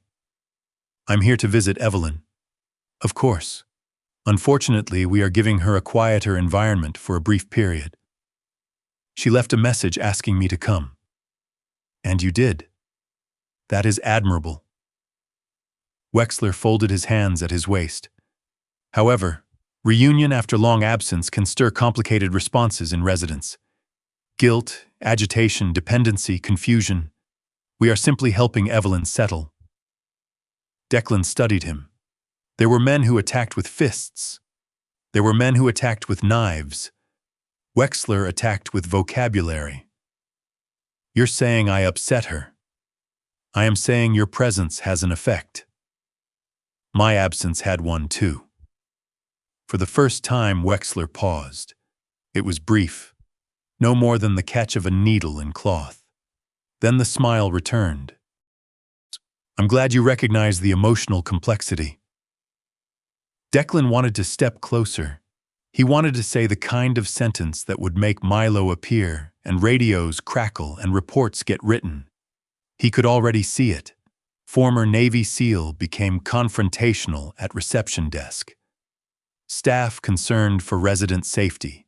Visitation restricted. Naomi had warned him. Wexler had prepared for him. So Declan did the one thing neither of them expected. He nodded. "I want the name of the physician who recommended the transfer." Wexler's pleasant face thinned by a degree. "Clinical decisions involve a care team." "Then give me the care team." "As Mrs. Ashworth's privacy must be respected. I'm listed as her emergency contact. There are processes." "I like processes," Declan said. "Written ones." The silence between them sharpened. Tina looked at her keyboard as if praying to it. Finally, Wexler turned slightly. "Dr. Helen Sutter is consulting today. If she has time, perhaps she can speak with you." "Good. Please understand," Wexler said, voice lowering into false sympathy. "We are not your enemy here." Declan looked past him down the hall, toward the locked wing where his mother had been moved. "No," he said quietly. "You're very careful not to look like one." He walked away before Wexler could answer. Dr. Helen Sutter was not what Declan expected. He had imagined someone soft-spoken and evasive, another polished gear in Wexler's machine. Instead, the woman who met him in a small consultation room off the north corridor looked like she had been assembled from discipline and fatigue. She was in her mid-50s, tall and narrow, with a short silver blonde bob tucked behind one ear and thin-framed glasses low on her nose. A white coat hung over a pale gray turtleneck, and she carried a navy notebook filled with tabs, loose paper, and the kind of handwriting that valued speed over beauty. She did not offer tea. Declan appreciated that. "Mr. Ashworth," she said, sitting across from him. "You requested information about your mother's transfer. I requested to see her." "That is not the same request." "No," he said. "It's the one I care about." Dr. Sutter looked at him over the top of her glasses. Her eyes were light blue, not cold exactly, but professionally winterized. "Your mother showed signs of increased anxiety after recent visits. The facility recommended temporary observation in a lower stimulation environment." "The facility recommended. I reviewed their notes. Did you examine her?" Dr. Sutter's pen paused. "Not in person before the transfer," she said. "I reviewed nursing observations and spoke with administration. I saw her briefly this morning." Declan set a folder on the table. "Then I'd like you to review these." She did not touch it. "What is that?" "Copies of forms my mother supposedly signed. Dates, fees, bank references. I'm not asking you to make a legal judgment." I'm asking whether the medical notes around those dates match a woman capable of understanding broad financial authorization. Her expression changed. Not much, but enough. That is not a small question. No. And it is not one I can answer casually because you are angry. Declan leaned back. Rune was not there to press against his hand, so he found the edge of his watch instead. He ran his thumb once along the scratched face. I am angry, he said. But I'm not casual. Dr. Sutter studied him for a moment longer, then pulled the folder toward herself. The room settled into the scratch of paper. At first, she read with the guarded patience of a physician accustomed to family members arriving with internet theories and grief disguised as certainty. But after the second form, her posture shifted. After the third, she removed her glasses, cleaned them with a cloth from her pocket, and put them back on. This signature date, she said. Your mother had a fall 2 days before? That's what I was told. Dr. Sutter opened her notebook and flipped through tabs. She was prescribed a short course of medication for sleep disruption and post-fall agitation. Would that affect her concentration? It could. Would it affect her ability to understand a care authorization form? Possibly. It depends on dosage, timing, cognitive baseline, and who explained the document. Who did? Dr. Sutter's mouth tightened. There it was. Not an answer. A wall discovering it had cracks. I don't have that note in front of me, she said. But it should exist. Yes. Does it? She looked up at him. This time there was no winter in her eyes, only irritation, sharp, clean, and not aimed entirely at him. It should, she repeated. A knock sounded at the door before either of them could continue. Grace stepped in carrying a medication tray, then froze when she saw Declan and Dr. Sutter together. I'm sorry, she said. I thought this room was clear. Doctor. Sutter closed the folder, but kept one hand on it. Nurse Holloway, do you recall Mrs. Ashworth's condition after her fall last year? Grace's eyes flicked to Declan. He gave no signal. That mattered. She had to choose her own words. Grace swallowed. She was tired, a little disoriented in the evenings for a few days. She kept asking whether her son had called. Dr. Sutter's expression sharpened. Was she signing administrative paperwork during that period? Grace went still. The medication tray trembled faintly in her hands. Outside the room, a cart rolled down the hall. Somewhere, Milo's radio crackled. The building seemed to lean closer, listening through vents and hinges. I saw folders on her tray table, Grace said carefully. I did not witness a signature.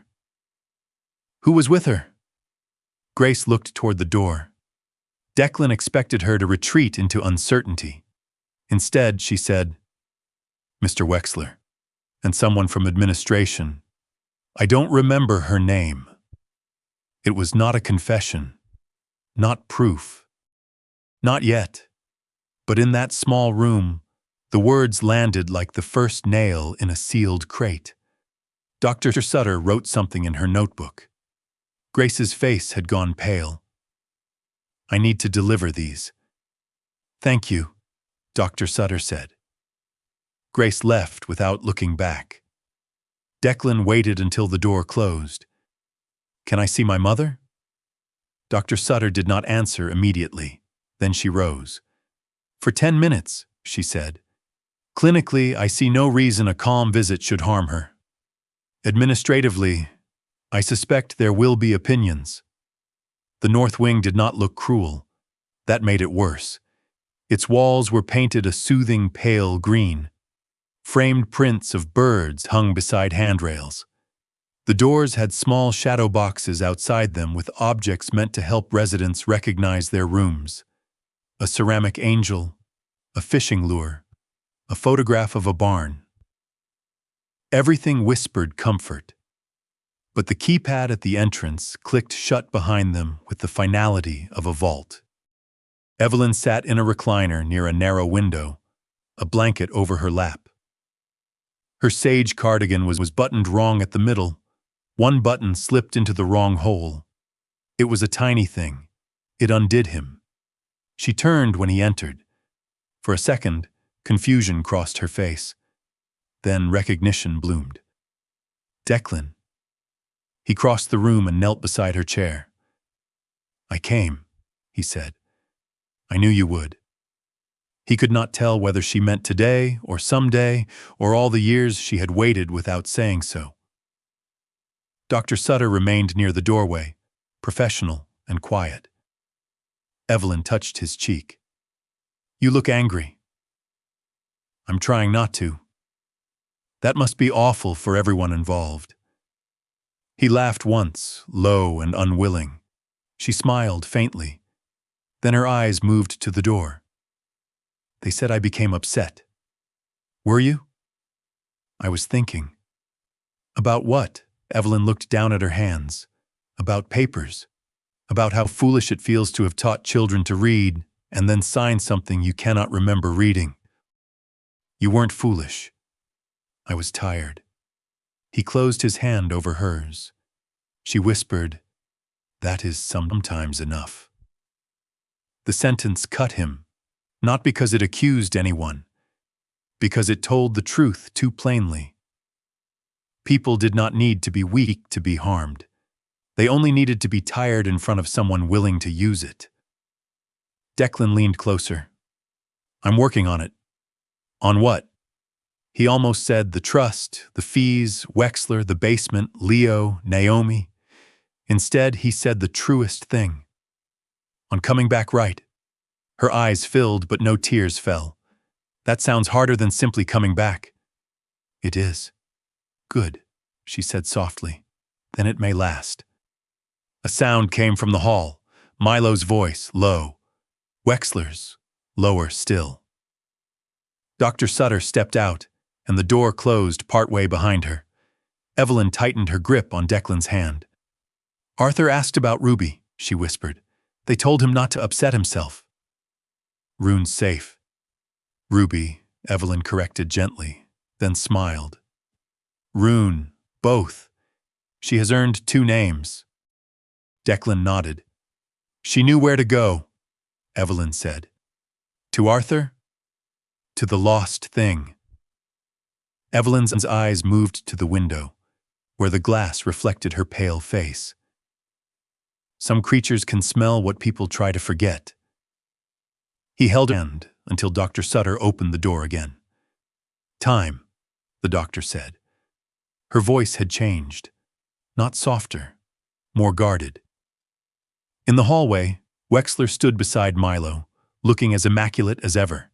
But his eyes moved from Declan to Dr. Sutter's notebook, and for once the smile did not arrive on time. "I hope this visit was not too taxing," Wexler said. "It was appropriate," Dr. Sutter replied. A polite war began and ended in those 3 words. Declan left without giving Wexler the confrontation he wanted.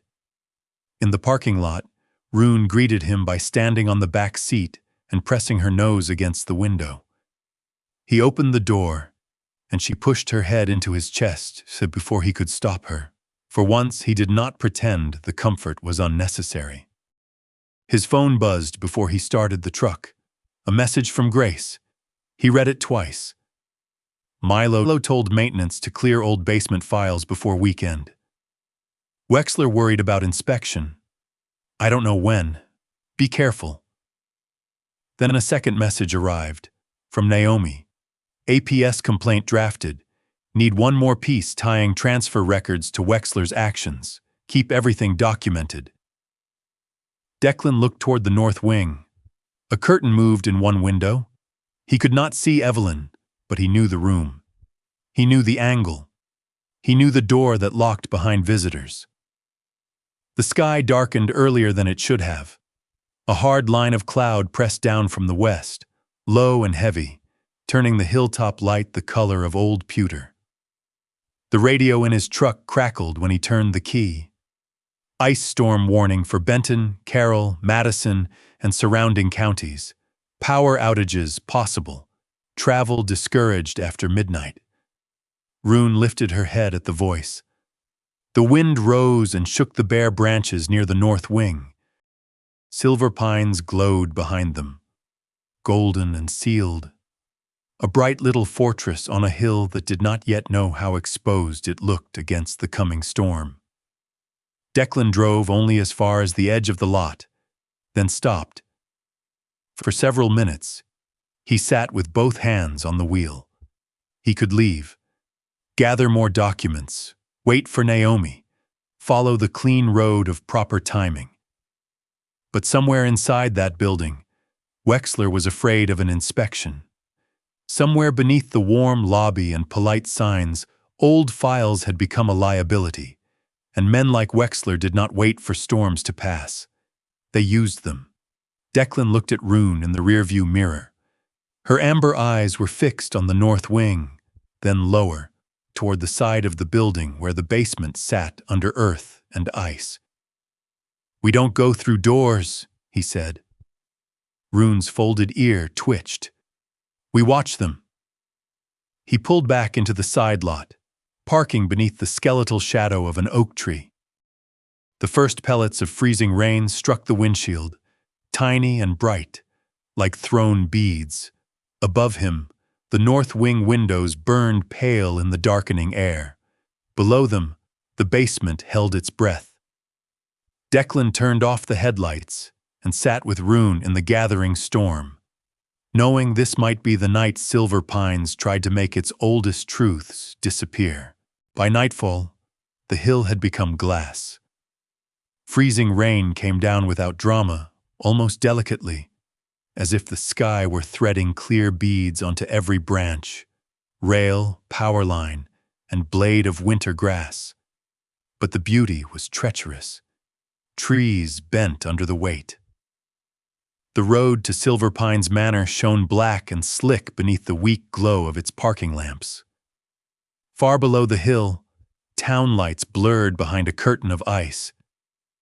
Declan sat in his truck beneath the bare oak at the edge of the side lot, watching the nursing home breathe light into the storm. Rune stood across the back seat, front paws braced, amber eyes fixed on the building. Every few minutes her nose lifted toward the lower wall where the basement disappeared under earth and concrete. The folded tip of her left ear twitched whenever the wind shifted. Declan's phone lay face up on the console. A message from Naomi had arrived 20 minutes earlier. APS has emergency notice. Roads are bad. They may be delayed. Do not enter restricted areas. Document only what can be documented lawfully. Prioritize resident safety.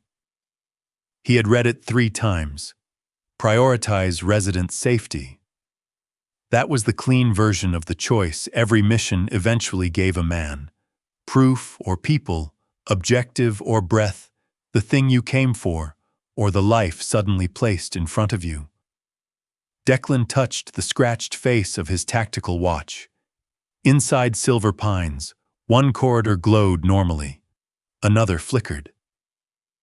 The north wing windows burned paler than the rest, the light there thin and hospital-like.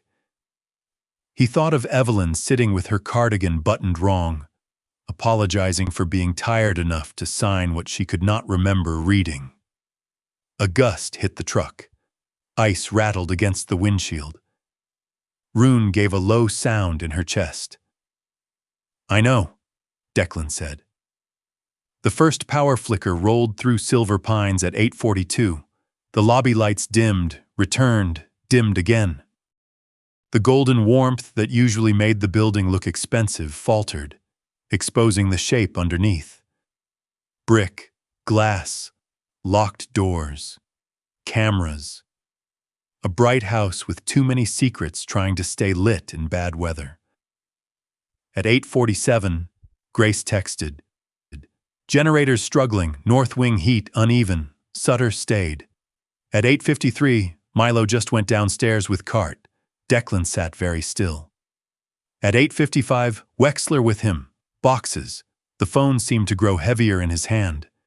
Rune turned toward the lower side of the building, body rigid now, as if the air itself had spoken. Declan reached for the folder on the passenger seat. Leo Maris's basement sketch, folded along old creases, copies of invoices, Grace's handwritten list of names, Naomi's card. He was not going through a door. He repeated that to himself as he stepped out into the storm. The cold struck hard. Freezing rain needled his face and darkened his charcoal jacket. The parking lot was slick enough that each step demanded attention. Rune moved beside him on a short leash, low and careful, nails scraping softly over ice. Her red collar was a muted streak in the dark. They kept to the side of the building, away from the front entrance and its cameras. Declan did not sneak like a thief. He moved like a man determined not to create the wrong story for someone else to tell later. The west side of Silver Pines dropped into a narrow service trench bordered by a retaining wall. Half-buried shrubs rattled under ice. Mechanical vents exhaled pale mist. Near the bottom, almost hidden behind a leaning utility box, was the old vent access Leo had marked in pencil. Declan crouched. The grate was not open. It was not an invitation. But one corner sat loose where the frame had warped from years of freezing and thawing. Through the narrow gap came the smell Rune had chased for days. Damp concrete, paper, bleach, wool, old cardboard, and beneath it, something tender and human. Arthur's red blanket, maybe, or the wooden recipe box that had once belonged to his wife. Rune pressed her nose close and shivered, not from cold alone. "Easy," Declan whispered. From inside the wall came a muffled sound. Wheels. A cart rolling over concrete. Declan pulled his phone, started recording, and angled it low through the gap between the warped frame and the wall. The image was poor at first. Darkness, a strip of floor, the red blink of emergency lighting. Then a flashlight beam swept across stacked boxes. Names appeared and vanished in its path. Pike, Arthur, Ashworth, Evelyn, Bell, Martha, Reeds, Samuel. The beam moved again. Declan's breath slowed. He steadied the phone with both hands. Inside, Milo Granger's voice echoed off the concrete. "This is a bad time," Preston Wexler answered. Calm, even underground. "This is precisely the time. Half the county is without power, and every official with a clipboard is stuck behind a salt truck. Load the older boxes first. These are resident files. They are obsolete paper archives. Then why move them tonight?" A silence followed. Declan shifted the phone a fraction. Milo stood near the storage door in his dark security jacket, broad shoulders hunched, one hand gripping the cart handle. He looked less like an enforcer now, and more like a man realizing the rope he held was tied around his own wrist. Wexler stood beside a stack of file boxes in an overcoat, a flashlight in one gloved hand, silver pen still clipped to his inner pocket like a little blade of moonlight. "Because," Wexler said, "obsolete things create confusion when misinterpreted by emotional people." He lifted a folder from an open box. The flashlight beam caught the top page. Declan could not read every word, but he saw enough. Care Management Authorization, Ozark Elder Care Trust, witness signature, date. Behind it, another form, then another. The same witness name appeared twice in view before Wexler lowered the stack. Rune's body pressed against Declan's side. Her eyes were fixed not on Wexler, not on Milo, but on a cardboard box shoved beneath a metal shelf. A strip of red fabric protruded from the torn corner. Arthur's blanket. The dog gave one soft, strained whine. Inside, Milo turned his head. Declan froze.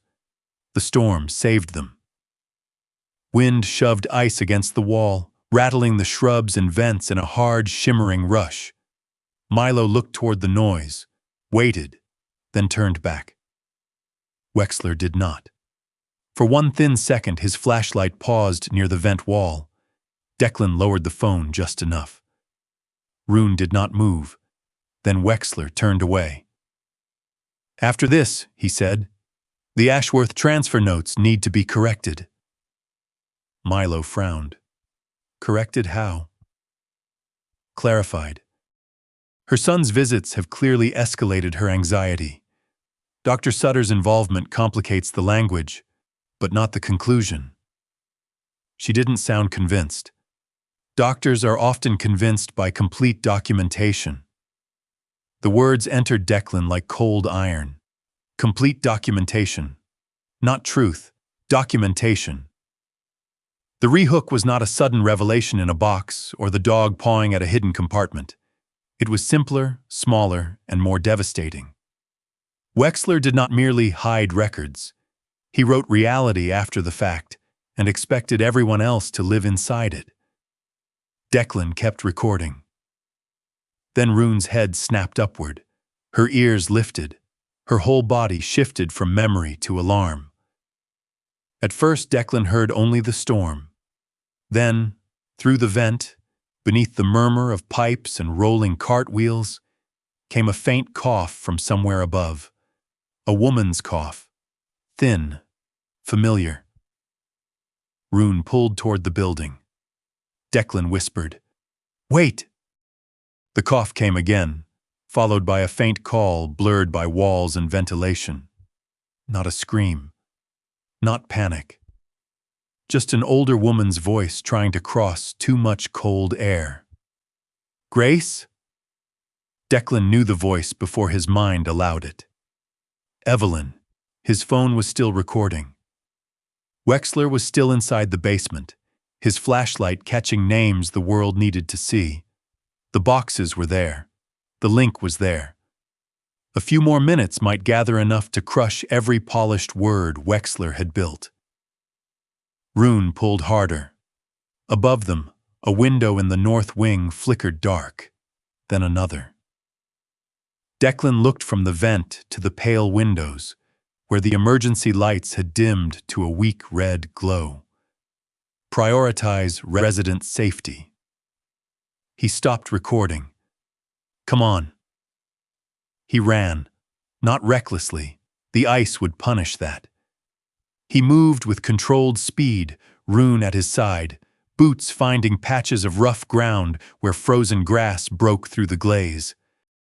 By the time they reached the side entrance, Grace was already there, shoving the laundry door open with one shoulder, face pale under the emergency light. "You heard?" she asked. "Evelyn. Heat's out in 2 north rooms. Dr. Sutter's moving people, but we're short hands." No one asked why he was at the side door. No one had time. Inside, Silver Pines had become another building entirely. Without full power, the manor lost its performance. The piano music was gone. The lamps were dark.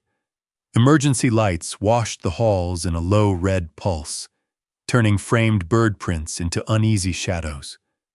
Somewhere a resident called for a nurse. Somewhere else a cart bumped a wall. The air already felt cooler near the north corridor. Grace moved fast, not panicked, but stretched thin by responsibility. "No running. Floors are slick near the entrance. Stay with me." Declan almost smiled at being given orders by a nurse half his size. Then they reached the north wing. "Taktaji." Helen Sutter stood in the hallway, with her white coat buttoned over her turtleneck, hair slightly loosened, notebook tucked under one arm, and flashlight in hand. The cold had rouged her cheeks. She was guiding an elderly man with a walker toward the warmer central lounge, speaking to him in a calm voice that cut through confusion like a lantern. "Mr. Reeds, one step at a time. You are not late for the train. I promise the train has been delayed on account of weather." The old man muttered, "Always is." "Exactly," Dr. Sutter said. "So we are in no hurry." She looked up and saw Declan. For half a second she seemed ready to object. Then Rune slipped past his leg and went straight toward Evelyn's room. Dr. Sutter's expression changed. Room 214. Declan reached the doorway just as Evelyn tried to stand from her recliner, blanket tangled around her knees. Her cardigan was wrapped tight around her shoulders. Her lips were pale, but her eyes sharpened when she saw him. "I knew you'd hear me," she said. "I had help." Rune went to her immediately, pressing against her legs, careful not to knock her off balance. Evelyn placed one hand on the dog's head. "Ruby," she whispered. "Rune. Whichever name you're wearing tonight." "We need to move you," Declan said. "I gathered. The room has become rude." Despite everything, a laugh almost escaped him. He wrapped the blanket around her properly and helped her stand. She was lighter than he expected. That frightened him more than the storm. In the hall, Arthur Pike sat in his wheelchair, wearing only one slipper and a cardigan buttoned crooked enough to offend Evelyn under normal circumstances. Grace pushed him carefully toward the lounge while Arthur clutched his red handkerchief in one hand. "Ruby," he called when he saw the dog. "Tell them I require rescue with dignity." Rune turned, tail moving once. "You're getting rescue with socks if we find the other one," Grace said. "Dignity first. Socks later. Even Dr. Sutter smiled for half a breath. Together they moved Evelyn, Arthur, Samuel Reeds, and a woman named Martha Bell from the cooling rooms toward the central lounge. Martha was small and sharp-eyed, with a lavender nightrobe and a voice that could still cut coupons, cake, or nonsense with equal precision. She complained about the cold, the lighting, and the indignity of being moved without her good slippers, then thanked Grace so softly only Declan heard it. Rune stayed near Evelyn and Arthur, shifting between them like a living bridge. The residents settled in the lounge under extra blankets. Grace checked hands, color, breathing. Dr. Sutter took notes. Declan plugged a space heater into an outlet on a circuit that still held, then helped Grace move chairs away from a draft. For a brief moment, the room became what Silver Pines had always claimed to be: people tending people. Then Wexler arrived. He entered from the main corridor with Milo behind him, both men wet from the basement level, both carrying the smell of damp paper and cold concrete. Wexler stopped when he saw Declan beside Evelyn. There was no smile now, only the decision to manufacture one. "Mr. Ashworth," he said, "you are in a restricted wing during an emergency." My mother was cold. Our staff was handling it. Grace looked up from checking Martha's pulse. We needed help.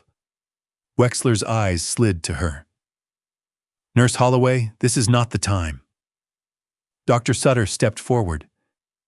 "It is exactly the time. The North Wing heat failure should have been flagged earlier. We had a generator fluctuation. And residents in cold rooms." Wexler's face tightened. "Doctor, I appreciate your concern, but administrative emergency protocol." A knock sounded from the far end of the hall. Not a polite tap. A firm official knock on the locked wing door. Milo looked toward Wexler. Wexler looked toward the hall.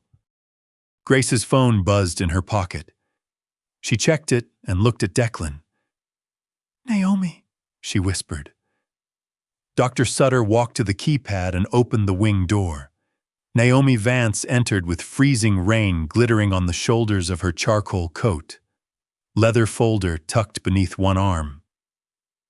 Behind her stood a uniformed local police officer, older, broad-faced, calm rather than dramatic, and a woman in a state-issued winter jacket carrying a sealed clipboard case. Naomi's eyes found Declan first, then Evelyn, then Wexler. "Mr. Wexler," she said. "This is Carla Benton with Adult Protective Services. Given the emergency complaint, resident transfer concerns, and reports of records being moved during a power disruption, we need to preserve relevant documents immediately." Carla Benton was in her 50s, with steel-gray hair pulled into a practical bun, and the flat, steady gaze of someone who had spent years listening to stories people hoped would sound too complicated to investigate. She did not look impressed by the building. That alone made her feel like a blessing. Wexler recovered quickly. "This is highly irregular. We are managing a weather emergency." "Then we'll be efficient," Carla said. Naomi held up her phone.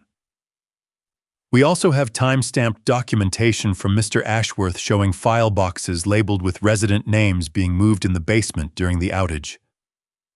Wexler turned slowly toward Declan. Milo's face drained of color. Declan did not speak. He did not need to. The officer looked to Wexler. "Sir, no one is accusing anyone of a crime in this hallway. But those records need to stay where they are until APS reviews them." "They are obsolete archives," Wexler said.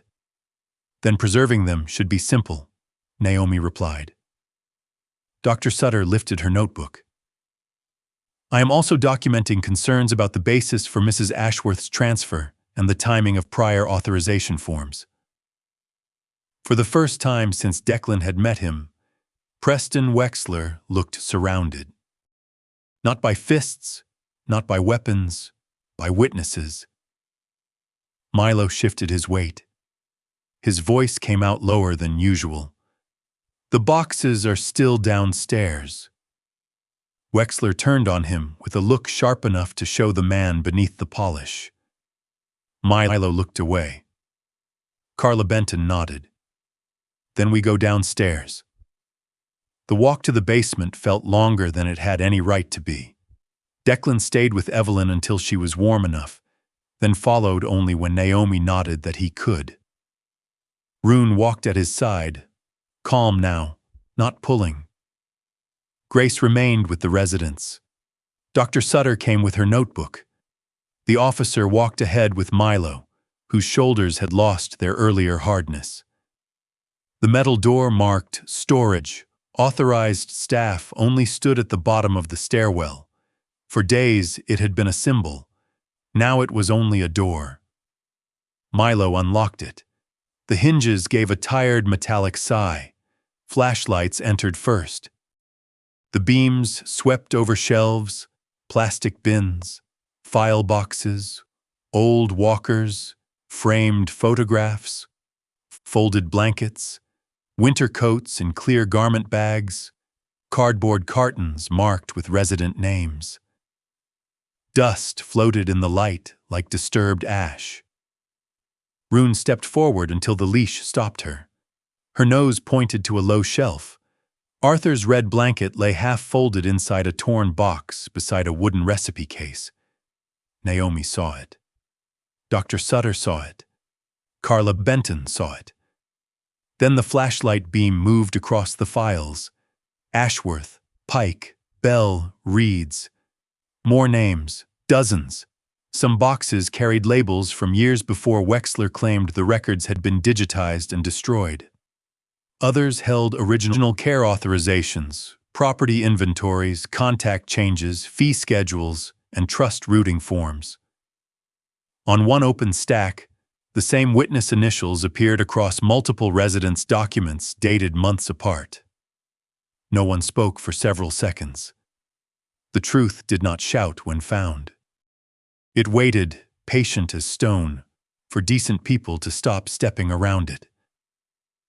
Carla Benton exhaled slowly.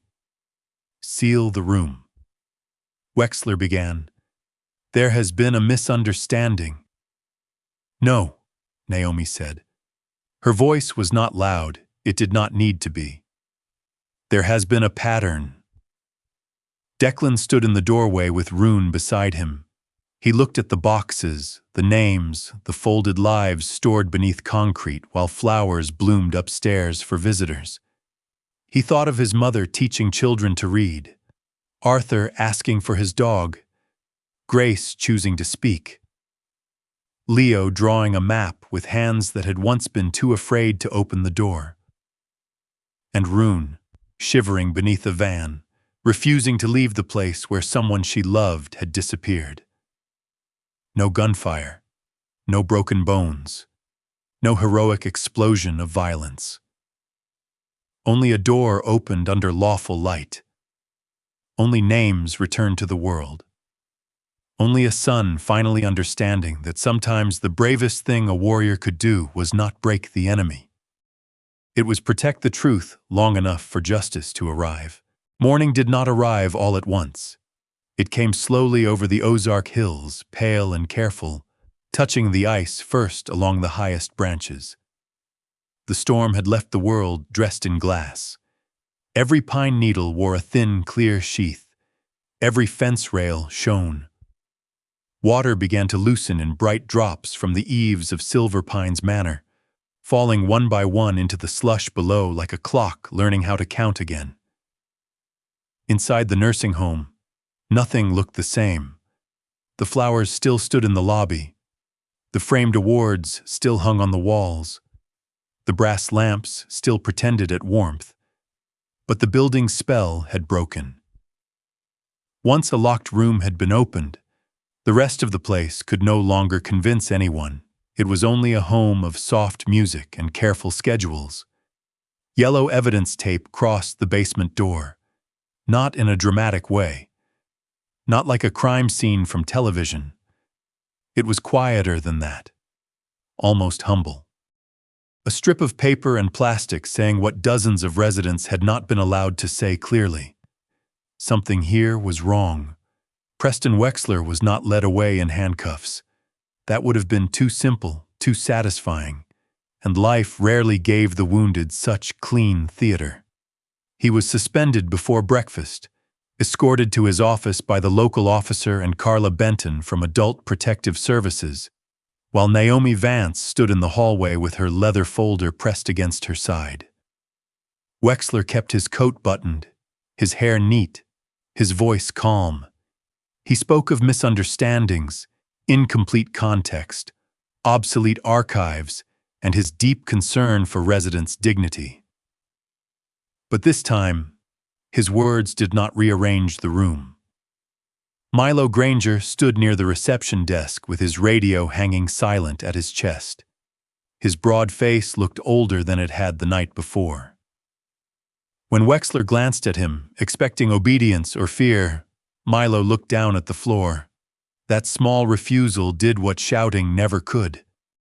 It left Wexler alone. By mid-morning, Ozark Elder Care Trust had been flagged for emergency review. The accounts tied to Silver Pines were frozen pending investigation. Original files from the basement were sealed, cataloged, and carried out in boxes under Carla Benton's supervision. Each label was photographed before it left the room. Ashworth, Pike, Bell, Reeds, Haskell. More names followed, some familiar, some not yet attached to faces Declan knew. Every name seemed to pass through the hallway like an elder spirit finally called back from a cellar. Grace Holloway gave her statement in a small administrative office with the blinds open. Declan saw her through the glass as she sat across from Carla, hands folded tightly in her lap, the little sun charm on her pen catching the light whenever she moved. She looked frightened. She told the truth anyway. Dr. Helen Sutter wrote her own report before noon. She documented the mismatch between Evelyn's transfer justification and what she had personally observed. She noted the timing concerns around Evelyn's prior fall, medication, and the authorization forms. Her face was stern when she handed the statement to Naomi, but her eyes carried the private bruise of a person who had discovered her professional trust had been used as someone else's curtain. Leo Maris returned just after lunch. He came in through the side entrance wearing his brown work jacket and a winter cap pulled low over his ears. Ice clung to the soles of his boots. He looked smaller without his keyring. Or maybe he only looked like a man who had spent the night arguing with his conscience and had not slept well.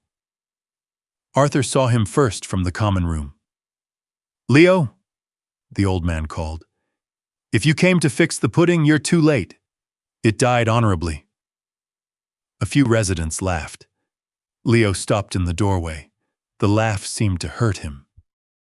Then he walked over to Arthur's wheelchair, took off his cap, and held it in both hands. "I'm sorry, Art," he said. The room went quiet.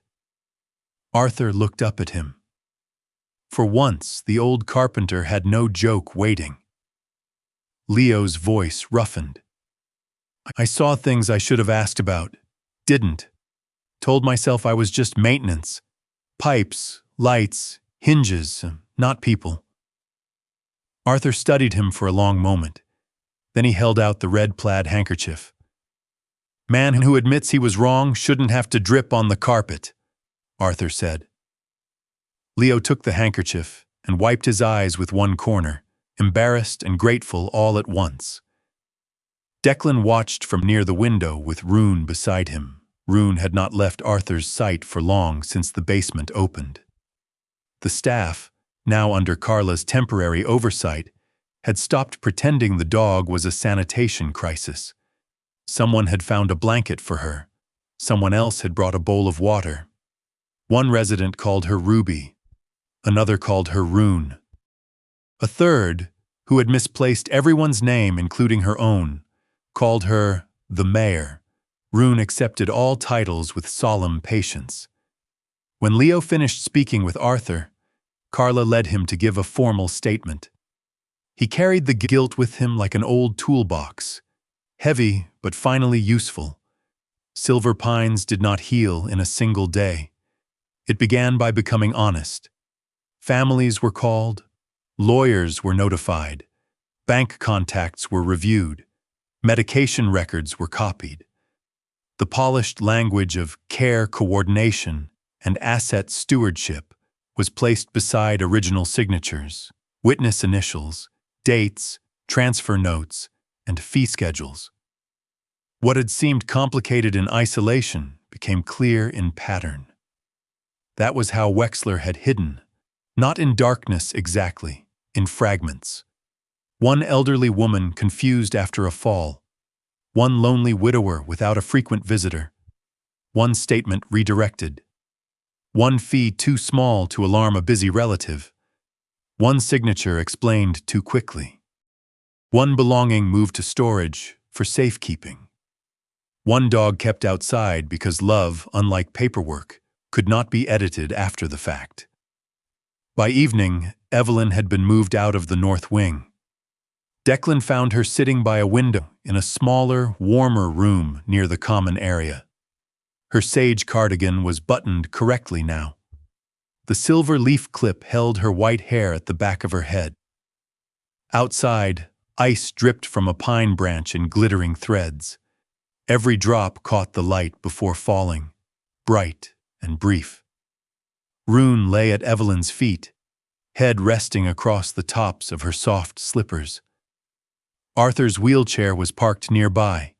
He had insisted on staying close, claiming he was supervising dog custody negotiations on behalf of the injured party, though he had fallen asleep twice during his own argument. Declan stood in the doorway for a moment. His mother looked small in the chair, not weak. Small the way a candle looks small in a dark church, even while holding back more night than it should have to. Evelyn turned her head. "Are you going to stand there like a suspicious coat rack?" Arthur opened one eye. "If he is, tell him to hold my hat." Declan entered. He pulled a chair close to his mother's and sat down. For once, he did not choose the seat with the best view of the door. He chose the seat nearest her. Evelyn noticed. Of course she did. For a while, neither of them spoke. There were sounds around them. Grace moving down the hall with a cart, Carla speaking quietly to a family member, the distant beep of a copied record, water dripping outside, Rune's slow breathing.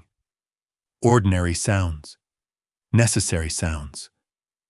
The world continuing after truth had broken through. Declan looked at his hands. They had done many things in his life. Held weapons, held ropes, held pressure on wounds, held doors open for men running under fire. But holding his mother's thin hand felt more difficult than all of them, because there was no training for the years he had dropped. He reached across the arm of her chair. Evelyn gave him her hand without hesitation. That mercy almost undid him. "I thought staying away was kinder," he said. His voice came out rough. Evelyn did not interrupt.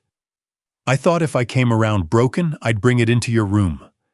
The nightmares, the silence, the things I couldn't explain without putting them in your head too." He swallowed. "So I told myself you were safe here, cared for, better off not having to watch me become someone else." Outside, ice slid from a branch and shattered softly on the ground. Declan kept his eyes on their joined hands. "But all I did was leave space, and people like Wexler know what to do with space." Evelyn's thumb moved over his knuckles. "I was lonely," she said. He closed his eyes. There it was. Not accusation, not drama. Just a plain stone placed carefully on the table. I know," he whispered. "No," she said gently. "You know now." The words hurt because they were fair. He nodded. "I'm sorry, Mom." For years, the sentence had waited somewhere inside him, growing heavier every time he refused to speak it. He expected it to come out grander, perhaps, with explanations marching behind it. Instead, it was small. 2 words, then one, a child's offering, a soldier's surrender. Evelyn looked at him for a long time. Then she touched the scar near his eyebrow. "You were always terrible at returning library books," she said. Arthur, without opening his eyes, murmured, "A harsh but relevant indictment." Declan gave a broken laugh. Evelyn smiled. "What I mean is, you did come back. Late. Damaged around the edges. Possibly overdue enough to incur fees." Her eyes warmed. "But back. I don't know how to do this right." "No one does," she said.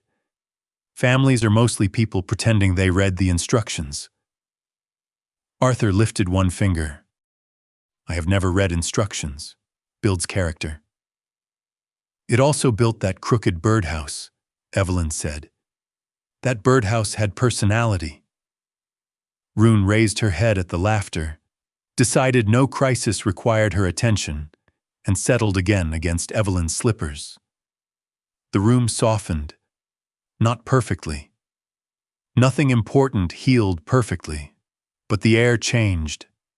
The silence between Declan and his mother stopped being a wall and became something more like a table where difficult things could be placed one at a time. Later, Arthur woke fully when Rune shifted closer to his chair.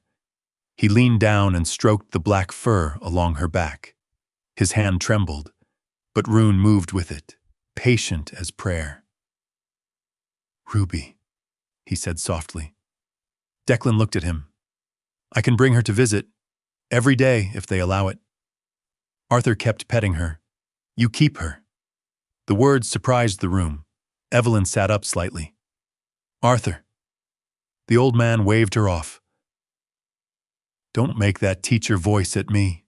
I know what I'm saying." Declan shook his head. "She's yours." "She was," Arthur said.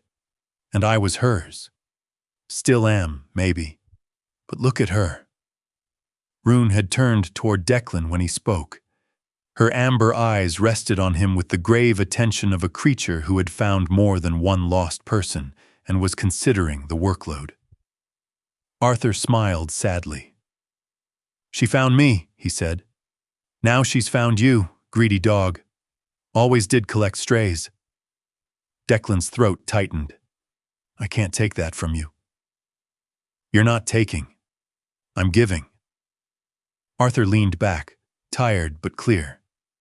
"Long as you bring her by and don't let her get fat on pity biscuits." Rune's tail thumped once. Evelyn covered her mouth, hiding a smile. Arthur pointed at the dog. "You hear me? Dignity. We will maintain a figure." For the first time since the storm, Declan allowed himself to imagine a day beyond the investigation. A small house near town, maybe. Not the cabin hidden deep in the hills where silence had been mistaken for peace. A place close enough to visit Evelyn without making it an expedition. A fenced yard where Rune could patrol squirrels with unnecessary seriousness. Mornings where he brought Arthur cinnamon and Evelyn real tea. Afternoons with Naomi teaching families how to read forms before fear taught them to sign. It felt impossible. Then again, so had apology. 2 weeks passed before Silver Pines changed its locks.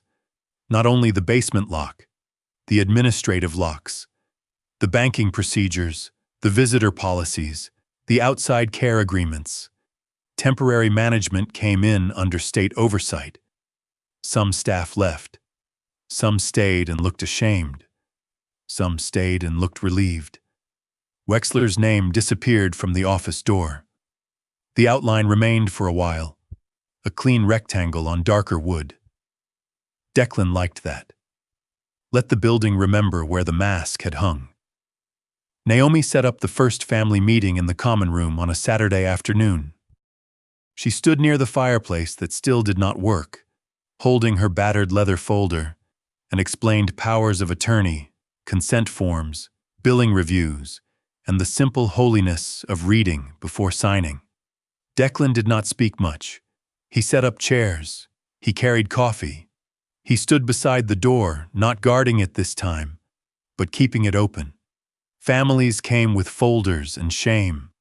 Adult children who had been busy, nieces who had trusted the wrong person, grandsons who did not know what Medicare did or did not cover, older residents who wanted to understand their own papers, but had been made to feel foolish for asking. Naomi told them, "Confusion is not consent." Declan wrote that on a whiteboard. His mother, seated in the front row, nodded like a queen approving law. At the end of the meeting, Grace brought in a tray of cookies someone had donated from town. Arthur inspected them and declared the oatmeal ones evidence of moral decline, then ate too. Rune moved through the room with calm authority, accepting careful pats from residents and keeping one eye on Arthur, one on Evelyn, and somehow, Declan suspected, one on him. The final day, Declan walked through Silver Pines before the new management officially took over. He carried Rune in his arms for the short stretch past the lobby because the floor had just been mopped, and Evelyn insisted the dog was a lady, not a mop with opinions. Rune tolerated the indignity. Arthur rolled beside them in his wheelchair. "She hates this." "She's dignified," Evelyn said from the window near the common room. "She's plotting revenge." "Then hide your pudding." The hallway ahead was brighter now, not because the lights had changed, but because people moved differently under them. Staff spoke in normal voices. Doors stood open. The basement stairwell no longer felt like a throat-swallowing sound. At the bottom, the metal storage door remained open. Inside, the room was half empty. The old boxes had been removed for review. Residents' belongings were being sorted, labeled, returned. Arthur's wooden recipe box sat on a cart beside his red blanket, both waiting to be brought upstairs. Declan stopped at the top of the stairs. For days that door had been a question, then a warning, then a witness. Now it was only open space. Rune lifted her head from Declan's arms and looked down toward the basement. She did not whine, did not pull, did not tremble. Whatever she had needed to find, there had been found. Declan looked back toward the common room. Evelyn stood by the window, one hand on her walker, the other lifted in a small wave. Her silver leaf clip caught the afternoon light. She looked tired. She looked older than he wanted. She looked alive, present, and no longer hidden behind someone else's explanation. Declan raised his hand. A simple gesture. A son answering. Rune licked his jaw. Arthur barked a laugh. Ha! Dog knows a hard head when she tastes one. Declan looked down at her. You started this. Rune blinked, unimpressed by accountability. He carried her toward the exit, past the front desk, past the place where Wexler had once stood smiling beneath warm lights, past the glass doors into air that smelled of thawing earth and pine. Outside, the last ice fell from the trees. It struck the ground in bright fragments and vanished into water. Declan set Rune down on the walkway. She shook herself, collar jingling, the worn metal tag flashing once in the sun. Rune. Ruby. A sign nearly erased, made readable again, not because the marks had changed, but because someone had finally looked long enough. Behind him, Evelyn watched from the window. Ahead of him, the road down from Silver Pines curved toward town. Declan did not know if healing would be gentle. He doubted it.